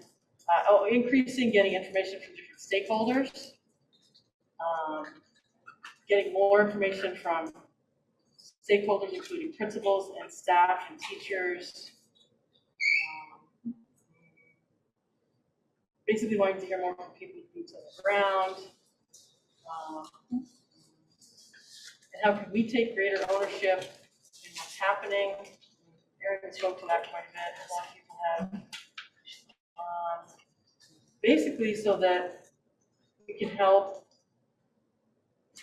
the system be more effective. Not that people aren't trying, but just how to. So I guess that's sort of what I had on 4 pieces of paper, but I wasn't specifically taking notes on that. But So we talked about in November, we're going to discuss that monitoring process. Yep. Okay. Help me here. Okay, I'm wondering if I could make a suggestion. So we have a lot of notes and questions. Maybe Liz could help summarize those and those could go back out to the board. Yep. That's one thing. The second thing is between now and our November meeting, we're going to add any additional questions, and Dawn and I will work together to try to theme those. so we can bring them to the board meeting in November. And those are questions about the Bristol situation Yeah, specifically? well, I guess I Alright. suppose anything that came up is really fair game, and then we will, as a group, will decide sort of how we want to tackle those. And then the third thing would be, can we ask you, Patrick, if you can get back to us in the next few days on how you envision updating us between now and the next, in the November board meeting? It seems kind of far away. No, I'm saying, we're not meeting again until November. We're asking for Patrick, how can you get back to us in the next few days with, you know, what it could look like to get more info between now and that time? Is that more clear? Just the format of what the response would be? Yeah, or maybe you just get back to us. I don't know. Can we just ask for like a principal update? There you go. Once a week, just ask the principal to say, here's how it went this week, and then in 3 weeks' time, we'll have a pretty good idea of whether or not stuff changed and or helped. Yeah, I think it makes sense for me to talk about what makes sense with folks on the team here, and then I can bring back to you at the meeting next week, because we meet Tuesday, thoughts on what that could look like. And also to follow up on your other point was, how do we share that with the broader? Yeah. Yeah, because we shared the questions we posed to you out to the broader community. We can share back the responses. And then as we continue to get updates, we can put those out to folks as well.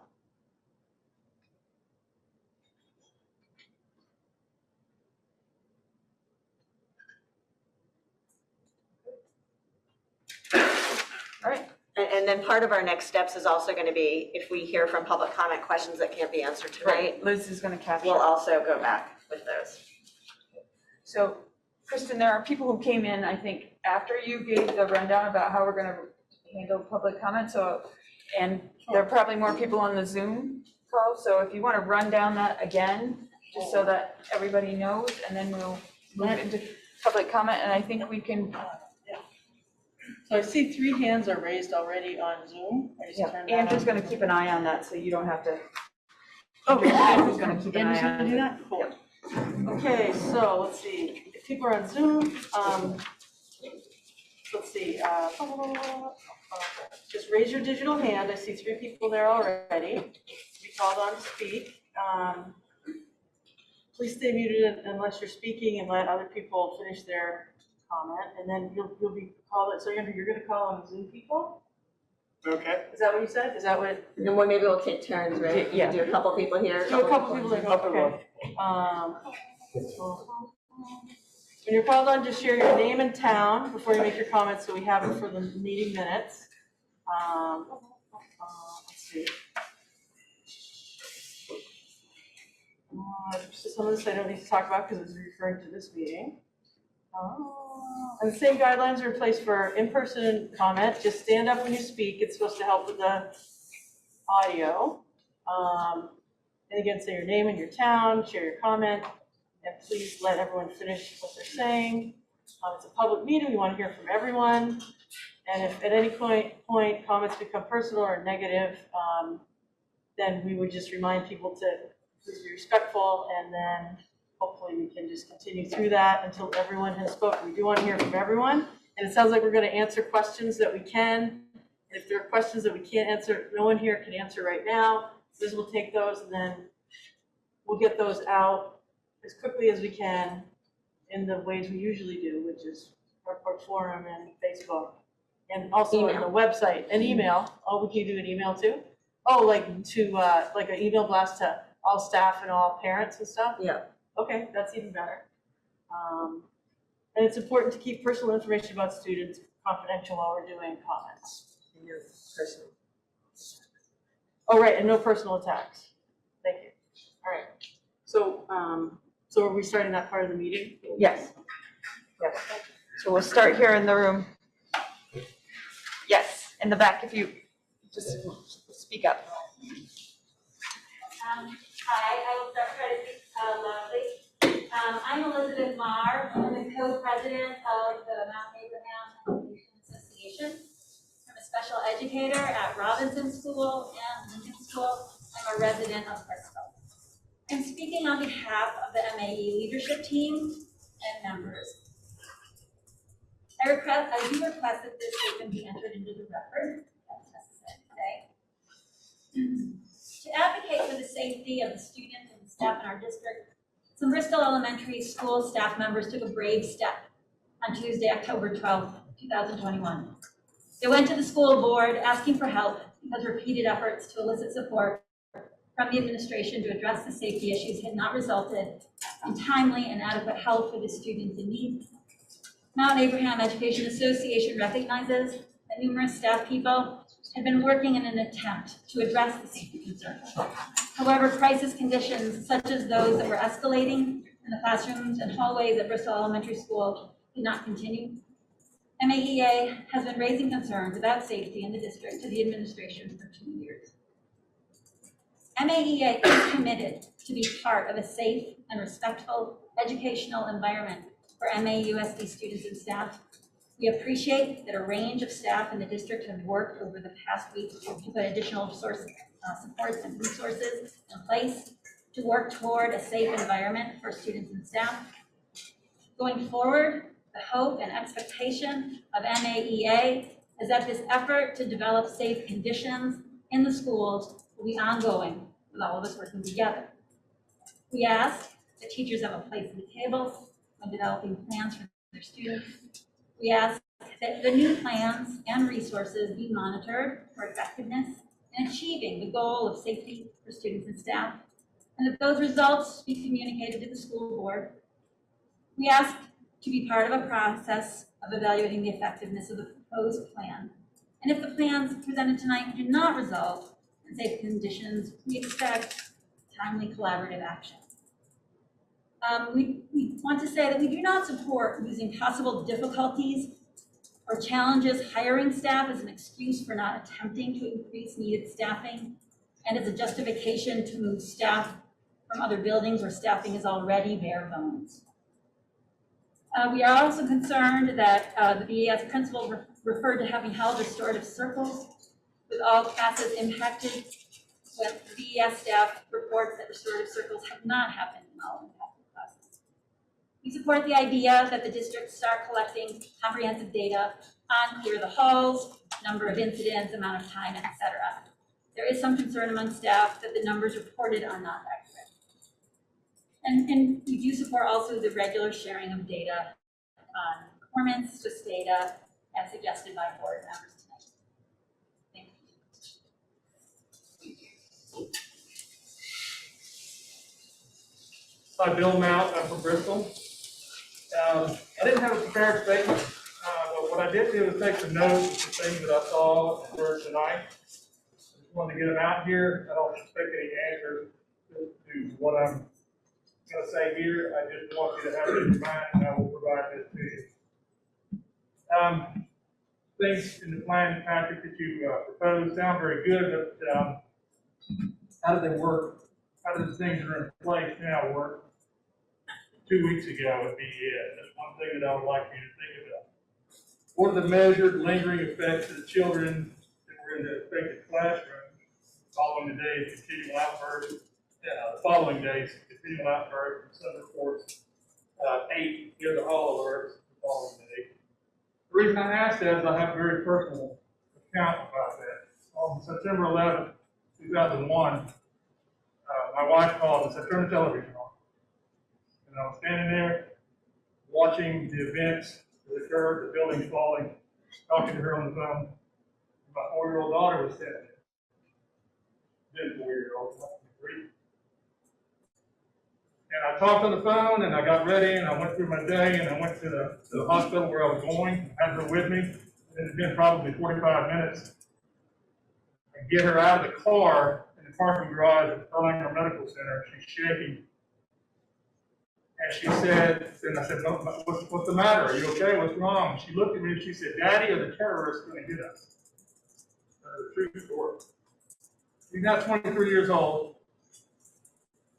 24 years old, sorry. And she remembers it like it was yesterday, it's scarred forever in her head. The events that happened in those 2 days at Bristol are in those children's heads. You can have circles and you can hold hands and sing Kumbaya. Those things are never going to go away from those kids. They were terrified children, hiding behind bookshelves, hiding under their desks, crying, and that's never going to go away from it. That'll be indication what happens next time. I appreciate it. A lot of thought has gone into it. I can tell and I appreciate it. What happens if it happens tomorrow? Is my question there. You're adding personnel, super. Again, what happens if it happens again right now? I understand budgetary concerns. How is the MAUSD budget set for multiple class action injury lawsuits from teachers, from parents, from the community? If we're not collecting data on Clear the Hall events, and the number of Clear the Hall events, why are we not? Why don't we know how many there are, and how many times they've been used, and why wouldn't we keep those records as to what the reasons for them were? Were they medical? I understand that the middle school did because there was only a few. I know, again, some reports are 8 on that one day following the outburst 2 weeks ago. For a child to feel marginalized is an absolute shame. I appreciate what you're saying. It's absolutely terrible.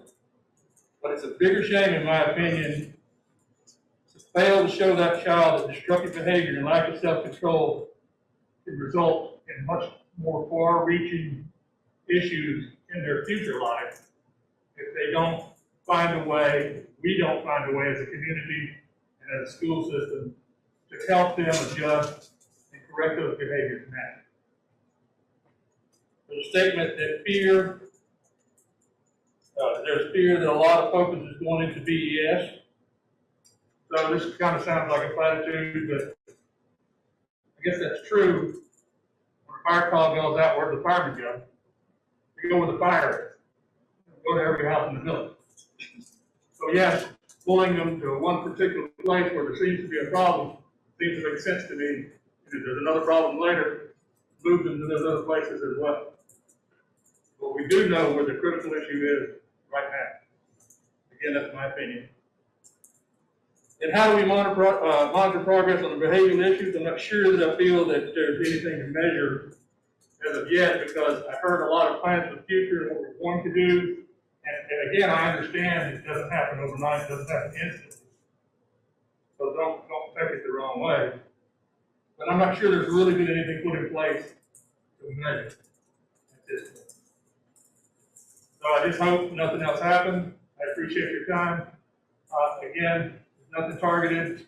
I'm not being a vindictive person. I'm a concerned parent, and I have a child at both two affected schools, Bristol Elementary and Mount Abraham. So good luck to you. I hope you do well, because a lot of us count.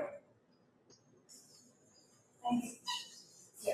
Andrew, did you see which hands went up first to call on them, or I just saw the 3.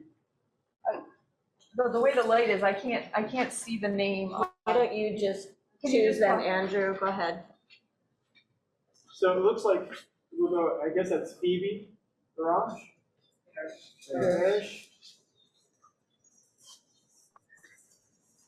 That's me. Are you asking me to speak now? Yes. Yes. Okay. My name is Phoebe Barish. I'm a resident of Bristol. I first want to express deep appreciation to the very thoughtful consideration that the administrations and the board have taken to what I heard from last Tuesday's board meeting and what I've been hearing from people in the community. I would just, so many of you know that I have very long association with this district, over 40 years. And I really appreciate what Shannon said, which is that schools of today are not what they were 20 years ago. I completely understand that. I see many teachers sitting in the audience today. I know many of you appreciate your efforts and what you're doing to support the children in our schools and each other. I do have some questions and that I didn't hear tonight. Some of my questions that I came with got answered, and I really appreciate that. I appreciate the efforts in terms of accessing other agencies. There are lots of excellent agencies in the state of Vermont and in Addison County, and appreciate your efforts to quickly access those agencies. What I didn't hear tonight was what is happening and I want to address the gentleman that just spoke. Unfortunately, I don't know your name. What's being done about the mental health of all the other children in the classroom and in the schools that are impacted by the incidents that are happening? How is the mental health of the staff being addressed? What kind of communication is going to happen for the community? And I'm going to use the example of the facilities communications, and it was Krista who wrote a lot of these communications on Front Porch Forum, and Front Porch Forum is an outstanding way to communicate. Not everybody's going to come to a school board meeting. I think the last school board meeting that I attended may have been one at Bristol Elementary School when I was at Bristol Elementary School. So it's not something that I would normally do, and I would imagine there are a lot of people out there that are normally going to do that. So what's the vehicle that the board and the administration is going to use to communicate to the community? Because the community is very concerned. We have an amazing community in our 5 towns. And yes, there's a very vocal few people. That's the way communities are. That's the way communication is. There are a lot of people out there that are not speaking up and have some grave concerns, want to support the schools. And I heard a couple of people, I heard Kevin say this, and I heard Dave Sharp say this. And I would agree that just like you did when we had the consolidation forums, an outside impartial facilitator was hired to help have those conversations. And I had the privilege of being part of some of those. And sometimes it's really important to have an outside person looking at the whole big picture, someone with expertise in the particular challenges that are being faced right now by the district. So I would agree with what both Kevin and Dave said about having some kind of outside expert. And I know that the district has a lot of COVID funding. I also understand that the COVID funding has all kinds of restrictions on how it can be spent, that it can't be spent to supplant the budget. It can't be spent to support positions that would be ongoing.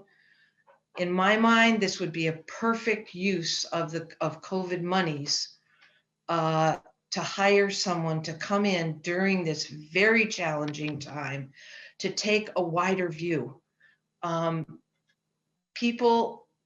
Administrators have a very full plate. And I haven't gotten a sense tonight as to who's coordinating all of these efforts. There are lots of people doing lots of things. There are lots of fingers in the pie, and everybody's working really hard to address this.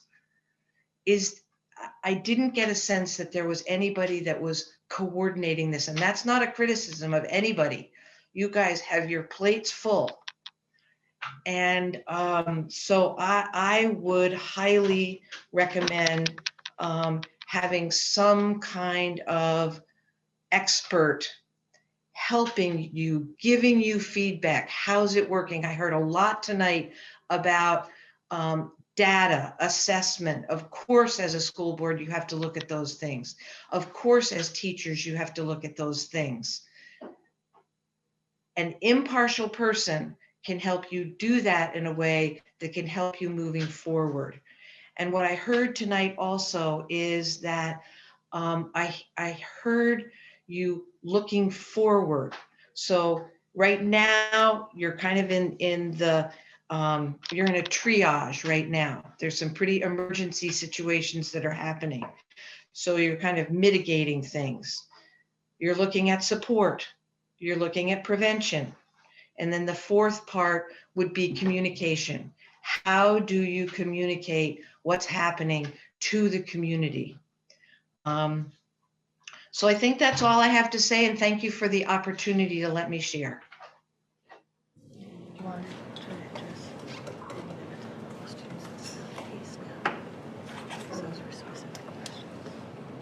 Patrick, you did answer something about services coming in for the mental health of students and staff, and maybe Phoebe didn't hear that. Could you?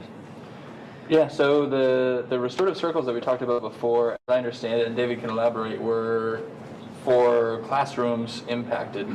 So that was for students and staff in those classrooms. And in addition to that, working with CSAC to make counselors available for staff to process and having that support evolve as the need becomes more apparent. Working with CSAC to hear their thoughts about what they see as a need and how to evolve that support. And I agree, communication is very important.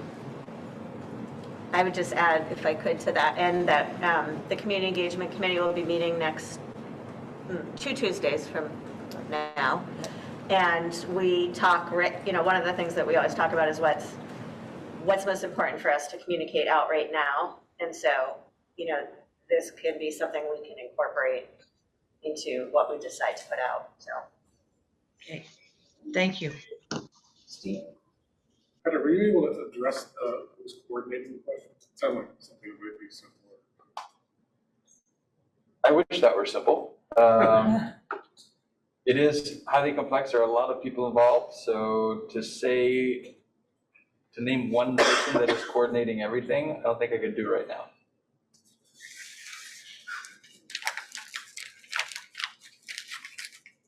Aside from yourself. Right.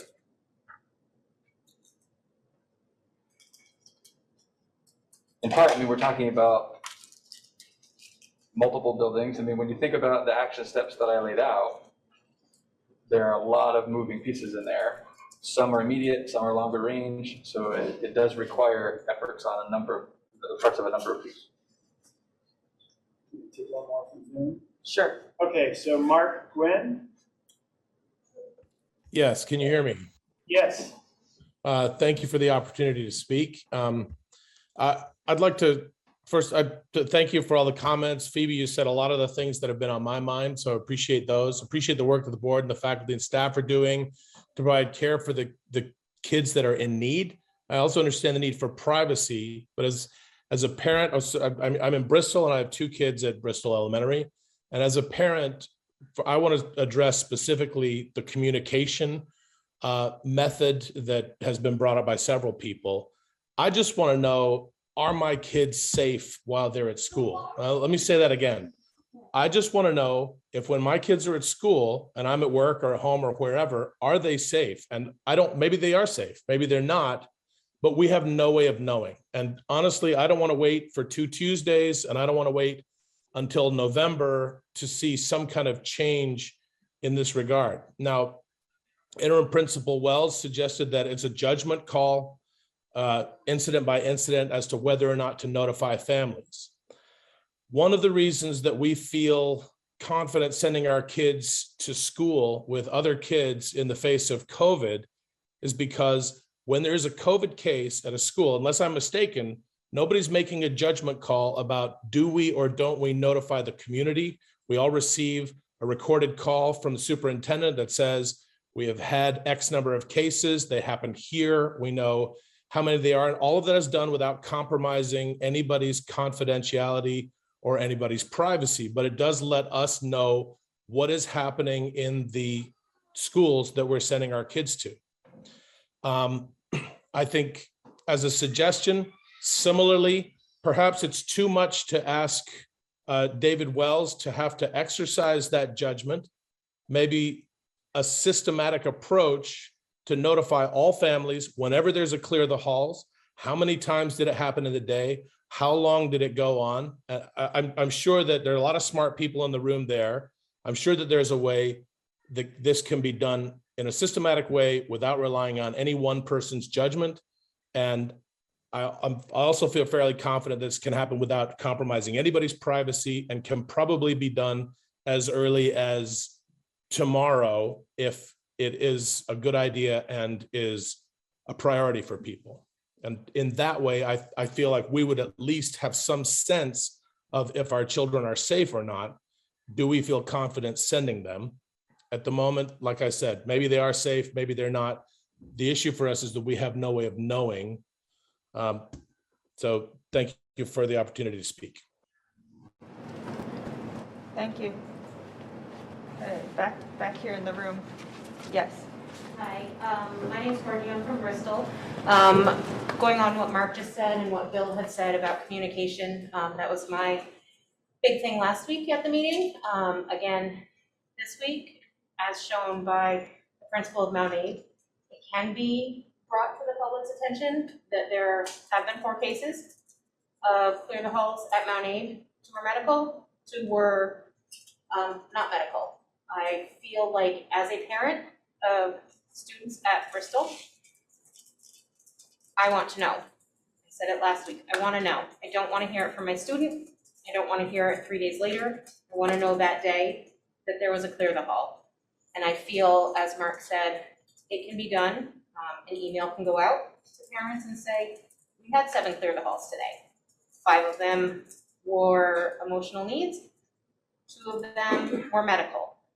No compromising on anybody's part. And then as far as parents go, we know what happened that day. And we hear it from the person that's at the school that is protecting our kids, instead of hearing it from our kids. That would make me feel better. I'm sure it would make a bunch of parents feel better. My other question, I know that Patrick talked on it just a little bit. I'm very glad to hear that there are rooms coming up for the support and the needs of the children that need it. As far as CSAC coming in and helping the teachers and circles for kids, that's wonderful as well, but one circle's not gonna do it. As Bill said, there's a need, and those kids that have been privy to the stuff that has happened in the last couple weeks are now starting to reach out and act out how they normally wouldn't. So one circle of a CSAC counselor coming in, wanting these kids to tell them their feelings when they don't even want to tell their parents their feelings, or they don't even know what their feelings are. I kind of want to know what more steps for those other 19 kids in the class are going to be happening over the next week, the next month, the next 2 months, when things finally start getting processed by these kids. How is that going to help them? What are the long-term steps that are going to keep them talking about how they're feeling, so that 24 years later, they're still not processing what happened to them in 1st grade, kindergarten, 2nd grade. They can openly talk about it and not have those feelings, or turn inward and, heaven forbid, not talk about it at all. So I want to know, why can't that be communicated? 5 emotional, 2 medical, and what the long term for the recurring of those other 19 students in class. What are we going to do to help them? Because it sounds like you have a really good thing starting for the kids that need it, but there's also the other 19 kids and teachers in the class that need it just as much. Patrick, are you able to address any of that? No, I think those are both really good points, and I think that's something that we need to look at. So you mentioned the circles, I agree, a one-time is insufficient. So looking at that as a tool ongoing, think communicating with CSAC, asking them as the experts, what do they think are additional resources? Is it more circles? Is it circles and something else? I think having that conversation is really important. And I think we should talk about, as a leadership team, communication around clear the halls and perhaps other drills and other commands that we use. Probably make sure that we get legal counsel and make sure that we're doing everything right, but have that conversation and talk about what is a good communication strategy around that. I think it's a good point. Yes. From Bristol. I'm just curious why we don't have a mental health representative or mental health counselor at each school. Because I personally believe that what happened most likely could have been prevented, because I feel like a child has a behavioral issue. And if that had been prevented through a mental health provider, the other children wouldn't have to experience what they did. And we wouldn't be sitting here talking about what we are if the mental health hadn't been provided. And the teachers wouldn't have to deal with what they dealt with. And I feel like mental health, I know actually mental health is just not there anywhere. Even, there's a high need for it everywhere. And I feel like especially in the school, I know we're not, I don't know.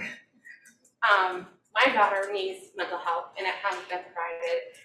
It had through the school. And there was signs of bipolar, and it had been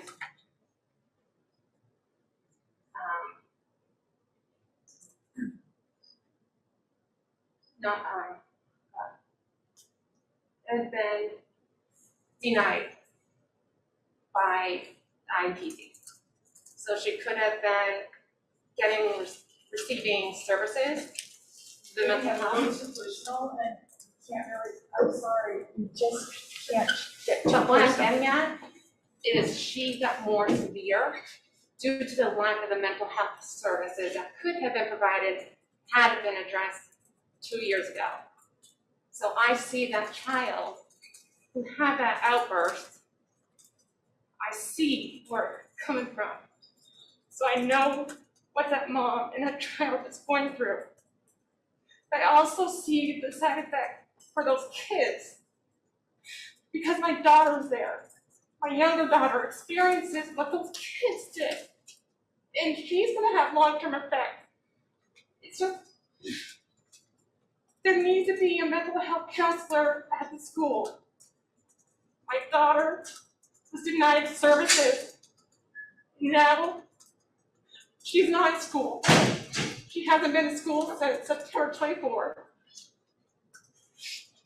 We need to, I'm sorry, I'm done. we need to focus on, I think if we could talk about the question of mental health services, that would be really helpful. But we have to stay away from any, even if as the parent, we have to stay away from any personally identifying information in the story. I didn't say my daughter's names. Can you speak to mental health services specifically in our schools? Sure. So each school has a school-based clinician, which is an employee of the counseling service of Madison County. Bristol, I think, is identified as having 2.0. There's a challenge oftentimes in CSAC being able to fill all of their positions. So there have definitely been times when there have not been 2.0 filled positions in that school-based clinician role at Bristol. But all schools do have that. In addition, district-wide, we have 2 school psychologists that we employ, and we have 2 school social workers, in addition to guidance counselors at all of our schools. So that's sort of our suite of mental health supports that we have available at the district level and at the school level. There was who said that she didn't have bipolar. Awesome team out there. Anyone else? No, did we do 2? Are we up to We did Zoom? 2. Oh, we're back to Zoom. All right, Andy. Yeah, so we have, looks just like Mike Chase on Zoom. With us, Mike? Hi, everyone. I just want to thank everybody for showing up and participating and hopefully resolving some of these issues. One thing, just an observation that I've noticed tonight that's very apparent on this board, from Sarah to my right, there's a very fine group of people who look like they're ready to roll their sleeves up and get these problems solved. All the people to the left of the board seem very dismissive in a very passive form. It just doesn't seem a very cohesive group.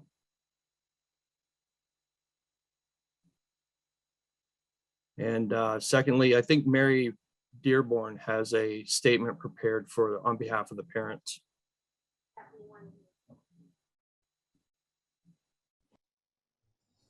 Did you have a question? No, no, Don, no question. It was just an observation.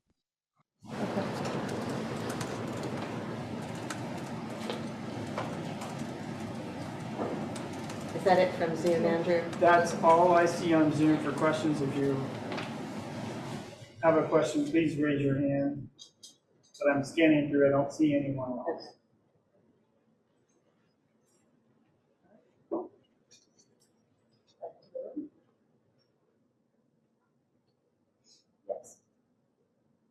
Yes. I don't know your name. Mary? So, bear with me, my name is Mary Dearborn, I'm from Bristol.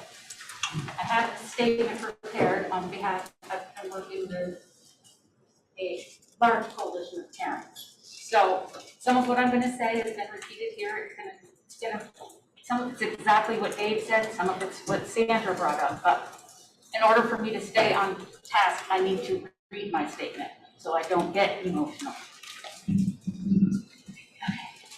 The events of Thursday, October 7th that occurred at BAS, as well as the effects of that situation that followed in the coming days, were horrible, appalling, and most extremely concerning. But that one incident is merely a culminating example of policy and communication issues and utter ineptness that have plagued our district for several years. And yes, COVID did exacerbate the situation, but these problems have been ongoing for years. As a result of not being properly dealt with, our students and staff members' mental and physical well-beings are being compromised each and every day. There are two main issues to address. One, the disconcerting lack of communication exhibited between the central office and the governing board, as well as to parents. Not only did the vague email sent out to parents by the principal fail to accurately convey the seriousness of the events that occurred, but it is completely unacceptable and alarming that the board was unaware of what had taken place until I sent an email the afternoon of the meeting of October 12th, followed in turn by delegates of teachers, staff, and parents of children directly impacted by the events detailing their experiences. This goes directly against the policies and procedures set in place by the board, a violation that could and should be considered a fireable offense.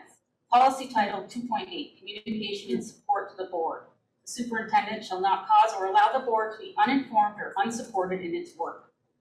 Secondly, the policies that have been created and implemented by the superintendent, as well as the assistant superintendent and the director of student services, are inherently not working, thus creating an unsafe working environment for our teachers and a traumatic learning environment for our children. All of our children deserve our guidance, attention, and our help to grow regardless of their background. But it has been made increasingly clear that there is, and has been altogether, something else going on within the central office. I have had recent discussions with dozens of parents and teachers about their frustrations and experiences in dealing with both the assistant superintendent and the director of student services over the past several years, as well as new interactions with the current principal of BES. I conferred with several parents who detailed the difficulties and adversity that they faced when trying to advocate for their child to get on a 504 plan or an IEP, exactly like Eric spoke about, specifically with these two administrators. Some of the adjectives I've heard used to describe the— I'm sorry, we're not gonna do personal attacks, so if you would like to— It's not a personal share- attack. well, These, okay, this stems from what Dave said. Maybe it's gossip, but these things, we are entrusting all of you with our students. And these are things that parents are scared to tell. So it needs to be heard. You people, the board members need to know what is going on and what these parents have experienced. So you need to let me say this, because if you don't let me say it here, I will make it go public. So if this gets to be, board members, we really need support. If this gets to be personally attacking, we need It's not a support to personal end the attack, it's telling It's a not fact. appropriate It's for a us factual. to allow a member of the public to publicly disparage You guys a work parent for us. or a community member or a staff member or a board member or an administrator. We very much want to hear from our community. If that it's not possible to hear that in a respectful way that is not disparaging of any member of our community, I plead with this board to end the meeting. So if I could chime in, since you mentioned my name. So the information I shared was not about any individual person or an attack on a person. And I implore you to not attack anybody in particular. I can understand why you have concerns about the mental health of children and the work of the special ed department, but that's entirely different than attacking a particular individual, and you must stay away from attacking an individual. I'm not trying to attack them, I'm trying to be the voice of these parents who are afraid to talk to I completely understand that, but the situation is, it can't be personal. But it's not personal, it's speaking on behalf of parents who don't want to come. I get it, it just can't be personal. But here's my thing. You guys are all elected by us, by the taxpayers, by parents, that we trust all of you to watch our children. If they can't let you know what is going on, you're hiding it again. You're allowing everything to be hidden. You're allowing these parents' stories, these heartbreaking stories that they have gone unattended, that have gone ignored by people on the administration. You're not allowing their voices to be heard. So how is that helpful? Mary, if you would like, maybe there's somebody else who can share your sentiments, but I'd like to hear from Liz perhaps, and maybe one other board member. No, but it's like if you were one on this side. I remember sitting right next to you. I'm going to ask the It's so board that we annoying. end this meeting because it is getting derailed. I move to end the meeting. What? Are you serious? This is the problem. We have a motion and a This is the second to problem. end the meeting. It is 100% the problem. There is a way, right, to have this conversation in a different setting, right? Like maybe now it's not exactly the way in which it's addressed. That's all. It's not that you can't communicate. It's not that we don't want to hear. It's just that this isn't the moment. That's all. So what I'm hearing is that you don't want these things made public.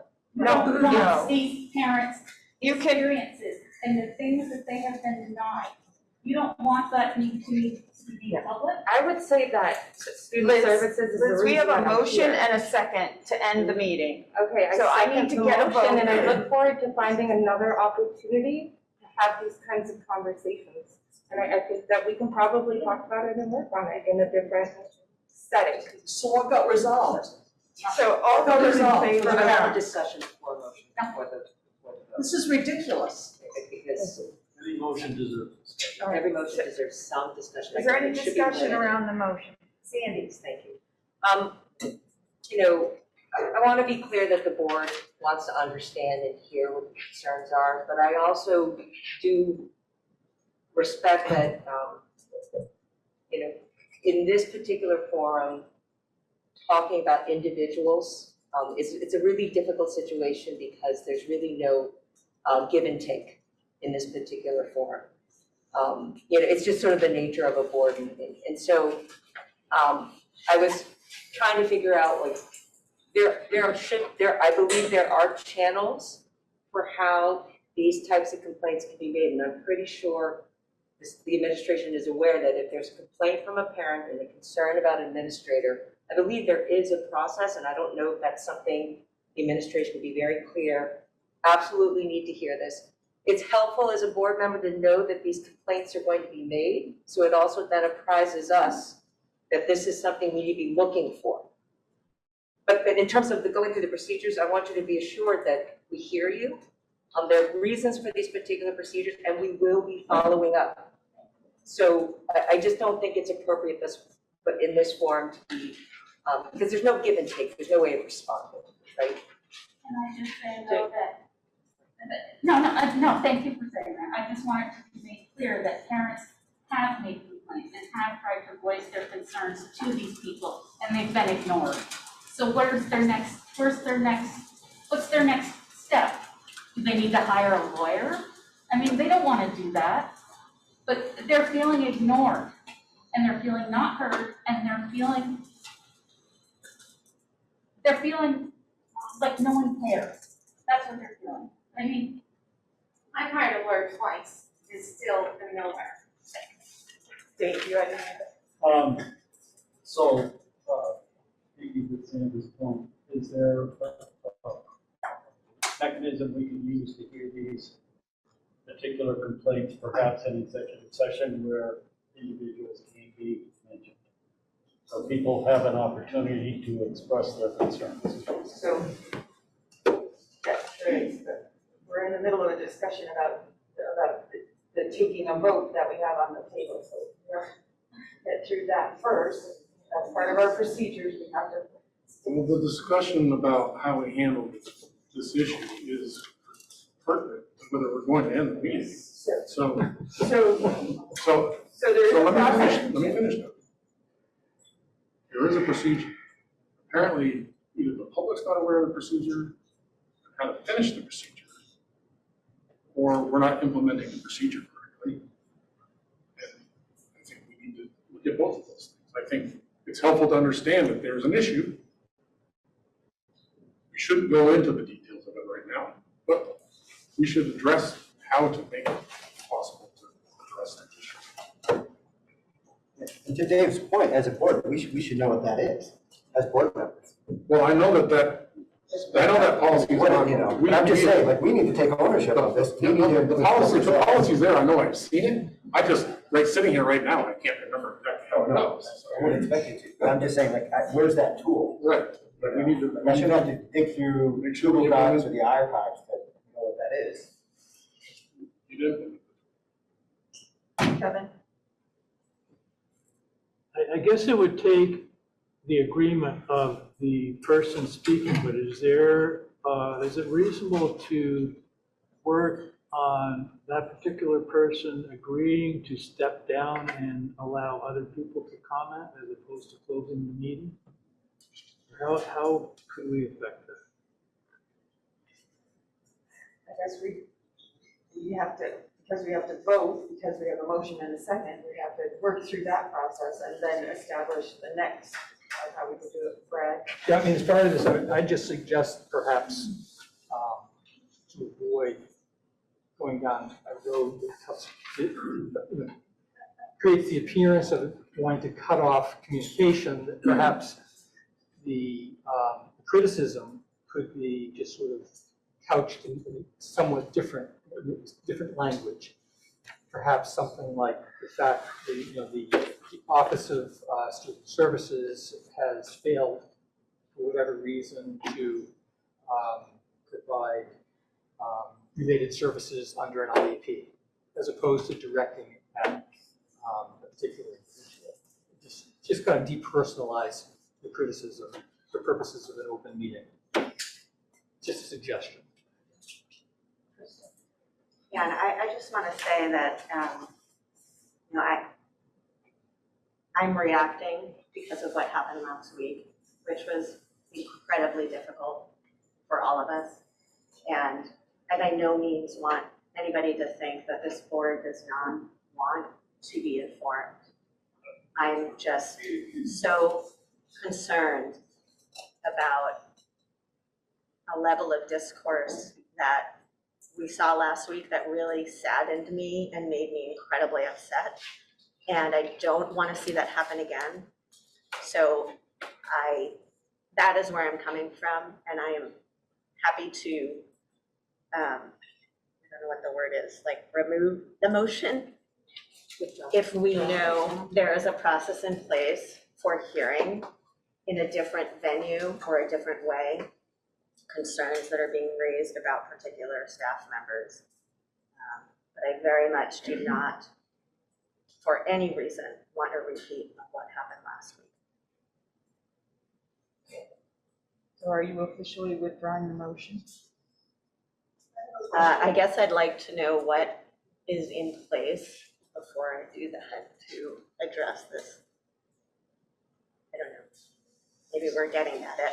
So under our processes, our procedures, we have a procedure for a public complaint about a staff member and, or a public complaint about personnel. So the first step in that link is to take it directly to the person involved. So if it's a teacher, you go to the teacher and have a conversation. They're closest to the problem first to try and solve the problem.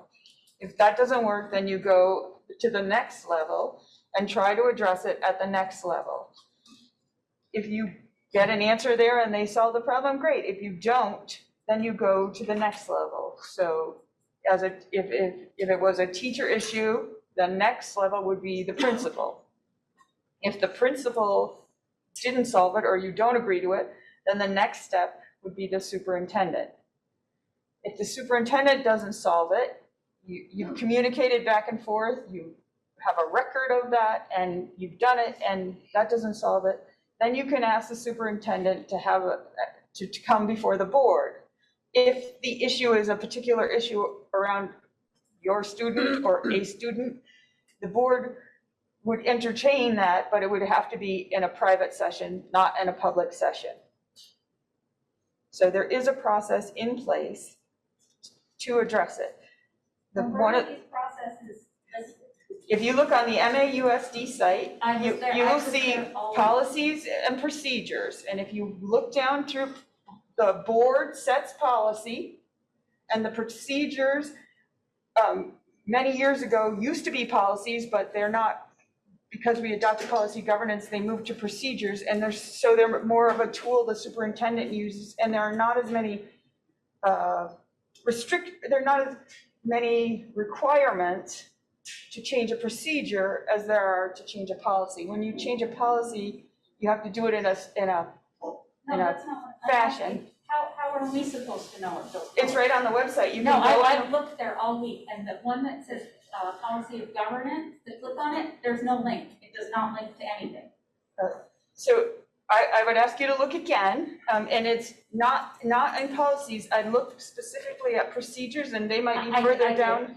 Okay. If you want to, after the meeting, I'm happy to pull it up, and we can look together, and you can show me where you're going, because I go there regularly to find it and reference it. So I'd be happy to look with you. I have a question. I follow each of those, and I know, or I knew at that time, because this was 2 years ago, that I filed an administrative complaint. I skipped going over the school board because I didn't have faith in it. I knew I got shot down just like every other meeting I went to. It's swept under the rug. Certain individuals, not saying names, puts their interest, the money of the school before the interest of the kids. And so I just went past that, and I went to administrative complaint. I know, I don't explain to me. And nothing was done, very minimal. And she got hospitalized. If I could interject, it would be helpful, I find the website difficult. It would be helpful if there were an FAQ section of the website. And in particular, I would suggest that we include what to do about a complaint. And you eliminated my knowledge, and that it would be good if that was just laid out in an FAQ on the website. I have a question. So, hold on. Hold on, 1 minute. We have to resolve what we're going to end the meeting. Right. That motion is still in front of us, we still need to talk about it. Right. Are we ready to vote on it? Is it being withdrawn? Yeah, I'm fine. I'm going to withdraw the motion. So that means we can take it. Right. The seconder needs to. Do you agree? Yes. Yeah, I agree, and I also know that I get a student handbook every year, and I believe that also has information in it about how to follow through. I meant the policies and procedures as far as the board, not, she's talking about different procedures, that's not what I meant. So, we're talking about two different things, and that wasn't clear, I guess. And PES did not get a handbook this year. That's, I think, And there's not one on the website. It says It's coming soon, yeah. Yeah, So so just to put that out there. Okay, I'd like to ask a question. What's your name, ma'am? My name is Candace. And what town are you I from? live in New Haven. I have grandchildren in Bristol. Now, I've been sitting here listening to all of this stuff. I have not heard one resolution as to how these parents are going to be told if there is a clear the hall and what that clear the hall meant and why it happened. Was it physical? Was it mental? They need to hear this so that when they get home and are with their children and their children are acting out, they can say to them, okay, tell me what happened at school today. Let's talk about it. I have not heard one person make a decision that these parents are going to be told that. Why hasn't that happened?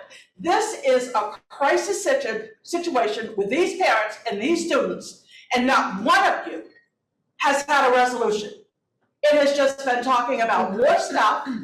We've had some really, really, really good ideas, good thoughts. But where's the resolution? Are we gonna walk out of this meeting 3 hours later talking about a procedure of something that's not answering these parents' question? What's the answer?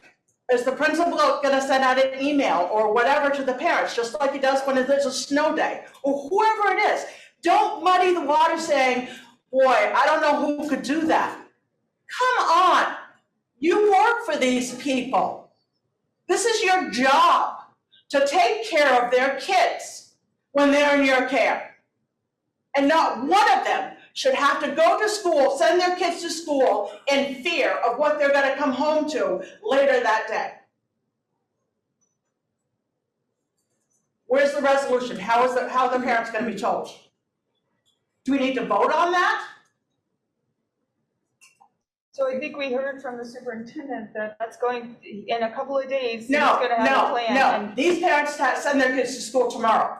Tomorrow should be the first day at 8 o'clock in the morning when that bell goes off, that these parents will know at the end of the day, there were no clear the halls because there was no phone call or an email. I think we need to give the superintendent time to figure out the logistics of the issue, which he said he was going to do, and then I think we need to.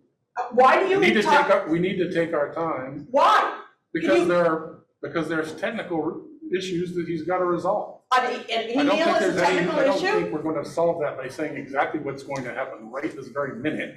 That's ridiculous. It's In not today's ridiculous. technology, you Absolutely can't say not that you can do ridiculous. that? It's a very simple expectation. Yes, it is a very simple answer. Letting these parents know. The answer was given that we're going to look into it, and we're going to try to get it done as soon as we can. That's That was the ridiculous. answer. That's I absolutely don't know if you ridiculous. didn't hear that. It's not acceptable. It absolutely is acceptable. No, it's not. Yes, it is. Why is it? Do you have a kid at that school? Do you have a child at that school? I have a child at that school. What? I have a child at that school. And you're fine with Yes, I sending am. your kid to school and not knowing what's going on that day? Yes, I am. You're fine with that? Yes, I am. Can we move on to the next public comment, please? In the back. Oh, yeah, so nothing's gonna get resolved. Kevin, I'm sorry, Kevin. We had a set of parameters, if you will, Yeah. to guide the discussion. I know it's late in the game, but I would like to add another guidance that if an issue has been brought up, that it doesn't need to be brought up multiple times. I don't know what the feeling of the board is, but we're starting to hear the same issue brought up multiple times, and it's just not constructive.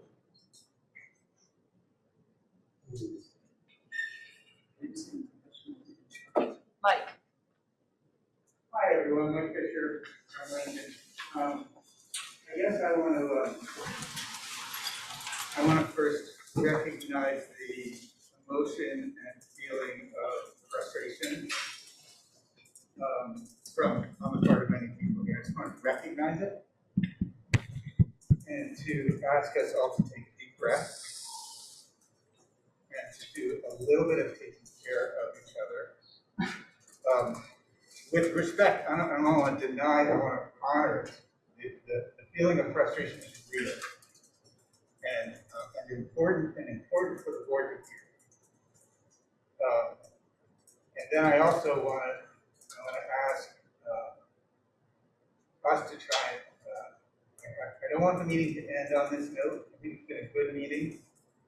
But I think we need to take a little bit of a break, and a little bit of a, sort of go back to a little bit of a stricter way that we interact with each other and interact with the board, taking turns, and in order to be able to make sure that people get heard, and we don't have to end the meeting on this note.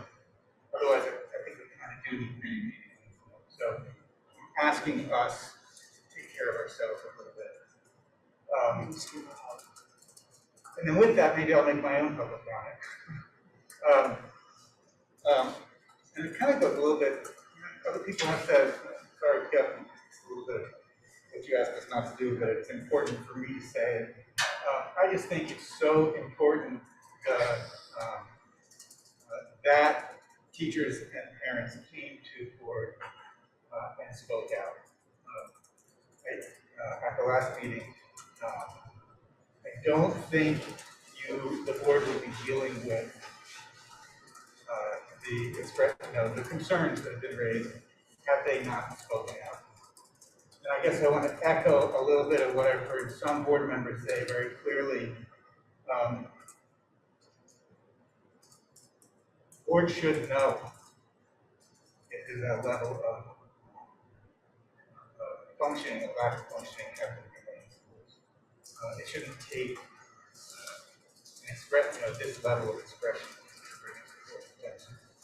So, again, some board members have said it very clearly. I think there's ways of changing the way the board practices in order to make sure that the board is taking testimony or evidence from multiple sources to make sure that it has a better grasp of what's going on in the schools. And thank you. I want to sort of practice a little bit of what I preached here. Thank you, everybody. I want to thank the board members for attending to everybody so well today.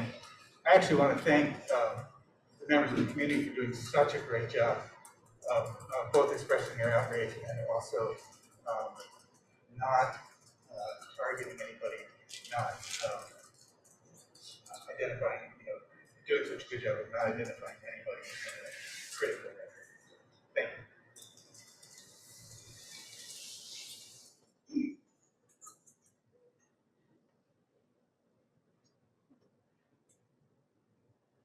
Is there any other public comment? Bill. Bill Mount again. One more thing. I hear you. You can't make a knee-jerk reaction and quick decisions. However, if you're a couple of days, it's been 9 days since we brought this up. So it's been more than a couple of days. It's been 9 days. A couple of days, it'll be more than 10 days, right? So we were looking tonight to hear some of the answers that we just asked. How are we going to know? How are we going to hear what went on in school without having to hear it from a 7-year-old or an 8-year-old or a 10-year-old? So again, I'd just like to remind you that we are, many of us are upset. We're looking to hear a little more resolution, which is what my notes are about. And again, a couple of days was 7 days. So that's just my thoughts. Yes. This is strictly a logistics thing. Can you identify yourself? Jen Johnson. I recognize that there's not usually this many participants in the room. It's often probably just you. I'm having a really hard time hearing. Yeah. So moving forward, I would just ask the board and the sound guy, I totally appreciate all your work. I know in my own town of Virgins, there are more microphones around the room. I'm just asking you to maybe possibly think there's more people participating in meetings and more people in Zoom. Something to consider would just be thinking about how to service the room so that everyone can hear people's decibel volumes. Literally being as close as I am to some people, I couldn't understand what they're saying. So I'm just asking you to maybe think about that as a future conversation. I gave a recommendation done. So I'm strictly doing audio for people on Zoom. And I've told people that are hard of hearing, if you bring headphones and just join Zoom, that is a way that you can just listen in. 2-second delay. So I've been having people text me and tell me what I'm missing, because I'm hard of hearing. The masks are debilitating. I did leave a note on the table during the last meeting, asking if perhaps we could have mics, or we could have people lower their masks, so we can be lips, those of us who can't hear. It's very, it's really a debilitating situation for us. So if that could be seriously considered, I would appreciate it. Thank you.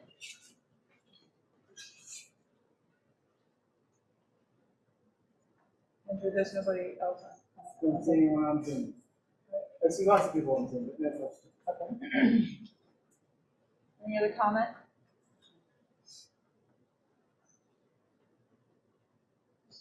I'm not seeing any other comment. So now we can entertain a motion to adjourn. Steve moving. Andrew second. Any discussion? All those in favor of adjourning at 8:55, please say aye. Aye.